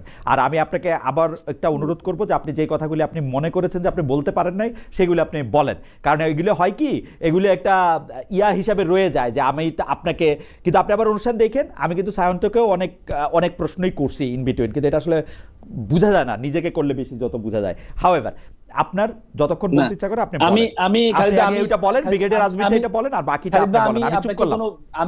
আমি প্রথম কথা হচ্ছে, আমি আমার যারা দর্শক আছে, আমি আপনাকে ব্লেম দিই নাই, আমি আপনাকে ভালোবাসি বলে বলেছি। জি জি, আপনিও আমাকে ভালোবাসেন বলেই প্রত্যেকটা প্রশ্নের উপরে প্রশ্ন করেছেন, কারণ আপনার ভালো লাগছে, ঠিক আছে, কারণ এটা জমছে। আর আপনি তো জমানো মানুষ, হ্যাঁ আপনি তো জমানো মানুষ, আপনার যখন জমছে আপনি আরো প্রশ্ন করছেন, প্রশ্নের উপর মানুষ প্রশ্ন কখন আসে, যে শান্ত ভাই বলেছে না যে আমাদের, আপনি যে প্রশ্নটার আগ্রহটা তৈরি হয় কখন, যখন আপনার প্রশ্নের উপর প্রশ্ন করবেন, প্রশ্নের উপর প্রশ্নের উত্তর হবে, এরপর এটাই তো জমা। এটাকে আমি নেগেটিভলি বলিনি। আমি প্রথম কথা হচ্ছে উইথ ডিউ রেসপেক্ট, আমি আপনার সম্মান রেখে আমি নেগেটিভলি বলিনি, আমি খুব সম্মান রেখে বলেছি যে আপনি আমাকে ভালোবেসেন বলে এই প্রশ্নের উপর প্রশ্ন করেছেন। ওকে, থ্যাংক ইউ। আর শাহেন্ত ভাই আপনার বড় মানুষ, এই জন্য ওনার কাছে বেশি প্রশ্ন করেন না, কারণ ওনার কাছে বেশি প্রশ্ন করলে উনি খুব গম্ভীর মানুষ। সেইটাও আমি মেনে নিলাম। আপনি যদি আমাদের এই শেষ প্রশ্নটা যদি আপনি একটু বলতেন, আর আপনার যদি ফিনিশিং কথা আছে কোনো কিছু বলেন, আমরা সায়ন্ত থেকে এক লাইন শুনবো, কারণ সায়ন্ত কবি মানুষ, লেখক মানুষ, এক লাইনে হয়তো আজকের অনুষ্ঠান শেষ করতে পারবে, কিন্তু আপনি একটু বেশি করেই বলেন। জনাব গোলাম আজমের যে ছেলে আছেন ব্রিগেডিয়ার আজমি, উনার দেখা করাটা জনাব তারেক রহমানের সাথে, সেটা কোনো পলিটিক্স, উনি শুধু উনি একটা বই লিখেছেন, উনি যখন আয়নাগরে ছিলেন একটা বই লিখেছেন, এই বইটা উনি শুধুমাত্র তারেক রহমান সাহেবকে দেন নাই, তারেক রহমান সাহেব, ডক্টর মোহাম্মদ ইউনূস, মানে বর্তমানে যারা লিডিং পজিশনে আছে, বর্তমানে যারা যে দলগুলার মানে লিডিং পজিশনে আছে, মানে যার প্রত্যেকের কাছে উনি এটা গিফট করেছেন, কারণ উনি এজন্য এটা করেছেন, ডক্টর মোহাম্মদ ইউনূসকে দিয়েছেন যে আমি কিভাবে করেছি, তারপরে তারেক রহমান সাহেবকে দিয়েছেন, হয়তো এমনও হতে পারে তারেক রহমান সাহেবকে দেখাচ্ছেন যে এই যে আয়নাগর, এই ভবিষ্যতে যেন এই আয়নাগর যেন তৈরি না হয়, এটার কারণে একটা মানুষের জীবন যে কত বিভীষিকাময় হয়। দিয়েছেন হ্যাঁ, ডাক্তার শফিক রহমানকেও দিয়েছেন, সবাইকে দিয়েছেন, এবং হাদিকেও আপনি ছবি হয়তো দেখেছেন, হাদিকেও উনি যখন হাদি জীবিত ছিল তখন হাদিকেও দিয়ে আসছিলেন ইনকিলাব মঞ্চে, যাতে বইটা রাখা হয়, রাখলে যারা পাঠক আসবে তারা পড়বে, পরে যে একটা বিভীষিকাময় 17-18 বছর একটা বিভীষিকাময় একটা অবস্থা ছিল, সেই অবস্থাটা তরুণ প্রজন্ম জানবে, যাতে ভবিষ্যতে কোনো কেউ সরে শাসক না হয়। এই জন্য উনি প্রত্যেকের কাছে গিয়েছেন। এটা শুধু তারেক রহমান সাহেবের কাছে গিয়ে স্পেশাল এমন কিছু না, যদি তারেক রহমান সাহেবের কাছে না দিতেন, বরং আমি প্রশ্ন করতাম যে আপনি উনাকে কেন দেন না, আপনার তো সকলের কাছে দেওয়া উচিত, সেই ধারাবাহিকতা দিয়েছে। এটাকে আমার কাছে অন্যভাবে নেওয়ার কোনো সুযোগ নেই। ভোটের রাজনীতিতে এটার কোনো প্রভাব আছে, মানে আজমি সাহেব? না, ভোটের রাজনীতিতে আমি তো মনে করি আপনার রয়টার্সকে জামাতের আমির যে বলেছেন 5টা বছর ইউনিটি গভর্নমেন্টের কথা বলেছেন, ইউনিটি গভর্নমেন্টটা আসলে ইউনিটি গভর্নমেন্ট বলতে আমি যেটা বুঝি আর কি, ইউনিটি গভর্নমেন্ট আমরা তো আসলে বিরোধী দলকে মানুষ মনে করি না। আমি মনে করি বিরোধী দলকে নিঃশেষ, মানে বিরোধী দল মানে হচ্ছে সে তার কোনো অধিকার থাকবে না, সেই বাইরে থাকবে না, সে জেলে থাকবে, তার বিরুদ্ধে মামলা হামলা হবে, তার বিরুদ্ধে হাজারো মামলা হবে। এই যে গত শেখ হাসিনা যেভাবে বিরোধী দলকে অ্যাড্রেস করা হতো, যে বিরোধী দল বলতে তার অফিস খোলার কোনো ক্ষমতা নাই, সে অফিস খুলতে পারবে না, তাই সেই রাজনৈতিক কোনো মিছিল মিটিং করতে পারবে না, এটা না করা। এই জাতীয় সরকারের জাতীয় সম্পদে তারেক সাহেবই সবার আগে দিয়েছেন, তাই না? প্রথমে দিয়েছেন উনি যখন লন্ডনে ছিলেন, আমি সেটা বলেছিলাম, আমি শাহিন্ত ভাইয়ের সাথে আমি গতকালই টকশোতে আমি সেটা বলেছিলাম যে তাই তারেক রহমান সাহেব যখন খারাপ অবস্থা ছিল তখন কিন্তু উনি গভর্নমেন্টের কথা বলেছেন। এখন দুঃসময়ে আপনি ইউনিটি গভর্নমেন্টের কথা বলবেন, এখন যদি ইউনিটি গভর্নমেন্ট না বলেন যদি জাতীয়- না বলেন তাহলে এটা আপনার আগের কথা থেকে আপনি ফেরত আসছেন, সেটি হয়। জা- হ্যাঁ, জাতীয়- আর তার চেয়ে বড় কথা হচ্ছে খালিদ ভাই, আপনি যেটাই বলেছেন, আমি মনে করি এই যে হ্যাঁ না, বাংলাদেশকে আগামীর বাংলাদেশকে তৈরি করার জন্য হাঁটা খুবই গুরুত্বপূর্ণ। আপনি দেখেছেন বিএনপি কিন্তু অলরেডি না ক্যাম্পেইন শুরু করেছে, যদিও ওপেনলি ওনারা বলছেন যে আমরা হাঁয়ের পক্ষে আছে, হাঁয়ের পক্ষে আছে। আপনি রিসেন্টলি কয়েকটা ভিডিও ভাইরাল হয়েছে, বিএনপি নেতা বলছেন আওয়ামী লীগদেরকে বলছেন যে তোমরা যারা আওয়ামী লীগ আছো, তোমরা এখন কিন্তু তোমাদের দল স্থগিত আছে, ভবিষ্যতে তোমরা যদি না না যদি না, জয়লাভ করে ওইরকম তাহলে তোমরা- ওইরকম ওইরকম তোমরা- স্থানীয় নেতাদের ভিডিও ভাইরাল ধরলে আপনাদের স্থানীয় নেতারা চট্টগ্রামে না, আমি- বা আমি- যাদের নাম আমি- একটু মোগল বাদশাদের নামে তারা যে কি আমি- কথা বলে সে নিশ্চয় আবার শুনবেন আর কি, মানে না না স্থানীয় আমি নেতাদের আমি কথা এই জন্য শুনে তো- না না স্থানীয় আপনার- নেতাও না, আপনি উনি যখন- অনেক বড় নেতা। আপনি আপনি যখন প্রতিফলন দেখেন, আপনি দেখেন আপনি শুধু ব্যালট পেপারে যে পোস্টাল ব্যালট আমি নিয়ে কথা দেখলাম বলছেন, যে পোস্টাল স্পষ্টভাবে ব্যালটের যারা আমার ইন্টারপ্রিটেশন মিডল গত ইস্টে 2-3 আছে, দিন ধরে মিডল আমার- ইস্টে যারা আছে তারা হচ্ছে না ভোট দিয়ে, হ্যাঁ। না ভোট দিয়ে বিএনপি কে ভোট দিয়ে সেটাকে প্রচার করা হচ্ছে। তার মানে এটা আপনি সবকিছু বলে যে আকলে মন্দা ইশারা বাসদ, বেকল মন্দা নাঠুসা বাসদ। আকল মানে ইশারা দিলে হয়, ইশারা দিলে বোঝা যায় যে বিএনপি যে হায়ের পক্ষে নেই, হায়ের পক্ষে নেই, এটা ইশারা দিলেই বোঝা যাচ্ছে, আপনারা কারণ এটা তারা শুরু থেকেই বলতেছেন, ছিল আপনারা না। এটা বলতেছেন, কিন্তু আপনি এটা মানে আমি বিএনপির লক্ষণ দেখে বুঝি, কারণ হচ্ছে যে মির্জা ফখরুল ইসলাম আলমগীর বলছেন না দেওয়ার কোনো সুযোগ নাই, এদিকে নজরুল ইসলাম খানের সাথে যখন নির্বাচন পরিচালনা কমিটির প্রধান, তার সঙ্গে যখন ইলেকশন ইয়ার দেখা হয়েছে, তিনি বলছেন যে আমরা না হায়ের পক্ষে বলছেন, কিন্তু সাংবাদিকদের সামনেই বলছেন। আর কয়দিন পর আপনারা এগুলি বলবেন, 2 দিন পরে দেখবেন বিএনপি আরো জোরে সোরে হায়ের প্রচারণায় নামছে, তখন তো আর না কি না, বলবেন এটা তখন? নামা দরকার, হ্যাঁ? নামা দরকার, সবাই নামা দরকার, Okay. সবাই নামা দরকার, শুধুমাত্র বিএনপি, আমি মনে করি সবাই নামা দরকার। এই যে আমরা যে বলছি, বলার কারণে যদি বিএনপি নামে, হ্যাঁ। তাহলে এটা বাংলাদেশের জন্য ভালো হবে, আচ্ছা, বাংলাদেশের জন্য ভালো, ভবিষ্যতে স্বৈরশাসক তৈরি হবে না। ওকে, আমরা যে আপনি অধিক ক্ষমতা কিন্তু মানুষের স্বৈরশাসক বানিয়ে দেয়। রাইট, এই যে ব্যালেন্স অফ পাওয়ার, দ্বিকক্ষ বিশিষ্ট গভর্নমেন্ট যেটা, হ্যাঁ।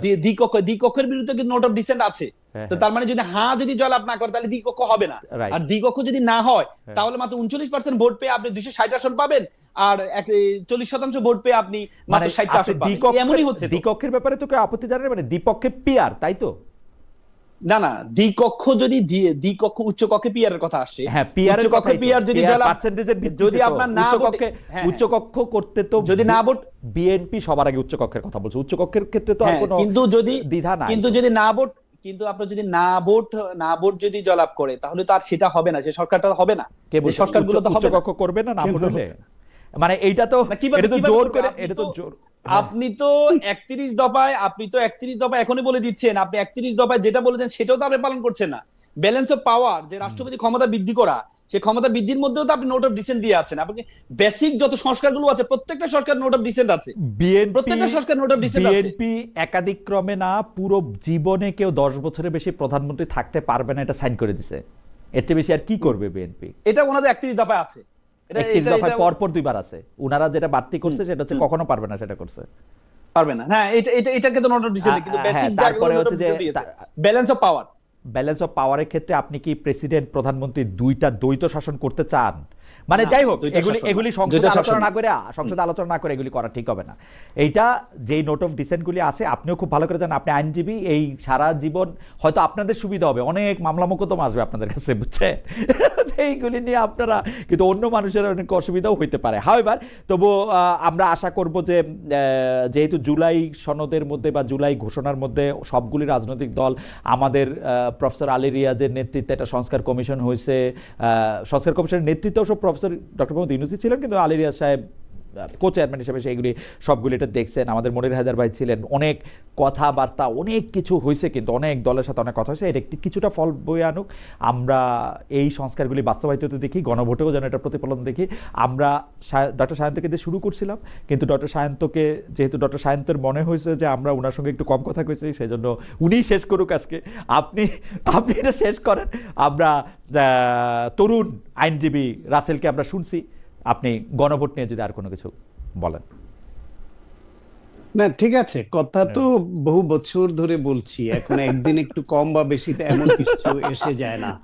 তো কথা হচ্ছে গিয়ে গণভোটের প্রশ্নে আমি ব্যক্তিগতভাবে মনে করি যে এখানে হা জয়যুক্ত হলে বিএনপির হারানোর কিছু নাই, বরং বিএনপির 31 দফার বেশিরভাগ যেহেতু এই সনদের মধ্যে আছে, হা জয়যুক্ত হলেও যে অল অন এ সাডেন সব বাস্তবায়ন করতে হয় এমন তো নয়, পর্যায়ক্রমে করবে। সেই ক্ষেত্রে বিএনপির যেগুলোতে প্রায়োরিটি বলেই দিয়েছে যে 31 দফার মধ্যে ম্যাচ করে যেগুলো সেগুলো আগে করবে এবং পর্যায়ক্রমে করবে। এতে খুব হারানোর কিছু আছে বলে আমি মনে করি না, এবং যথেষ্ট সময়ও পাবে। ফলে রাষ্ট্র সংস্কারের পক্ষে যেহেতু বিএনপি প্রথম উচ্চকণ্ঠ হয়েছে, লিখিতভাবে পুস্তক প্রকাশ করে জনমত গঠন করেছে, এইখানেও তাদের হ্যাঁ জয়যুক্ত হলে বা হ্যাঁ পক্ষে থাকলে হারানোর কিছু আছে বলে আমি মনে করি না, ডক্টর বরং শাহাদাত, তাদের অর্জনের বিষয় আছে। ডক্টর এক দুই হলো জি আরেকটু বলবেন? আচ্ছা, তাহলে আপনি 1 মিনিটের মধ্যে শেষ করেন ডক্টর শাহাদাত, আমাদের আর হ্যাঁ, দ্বিতীয় হলো গিয়ে এই নানান সময় নানান প্রশ্ন আসে, অতীত বর্তমান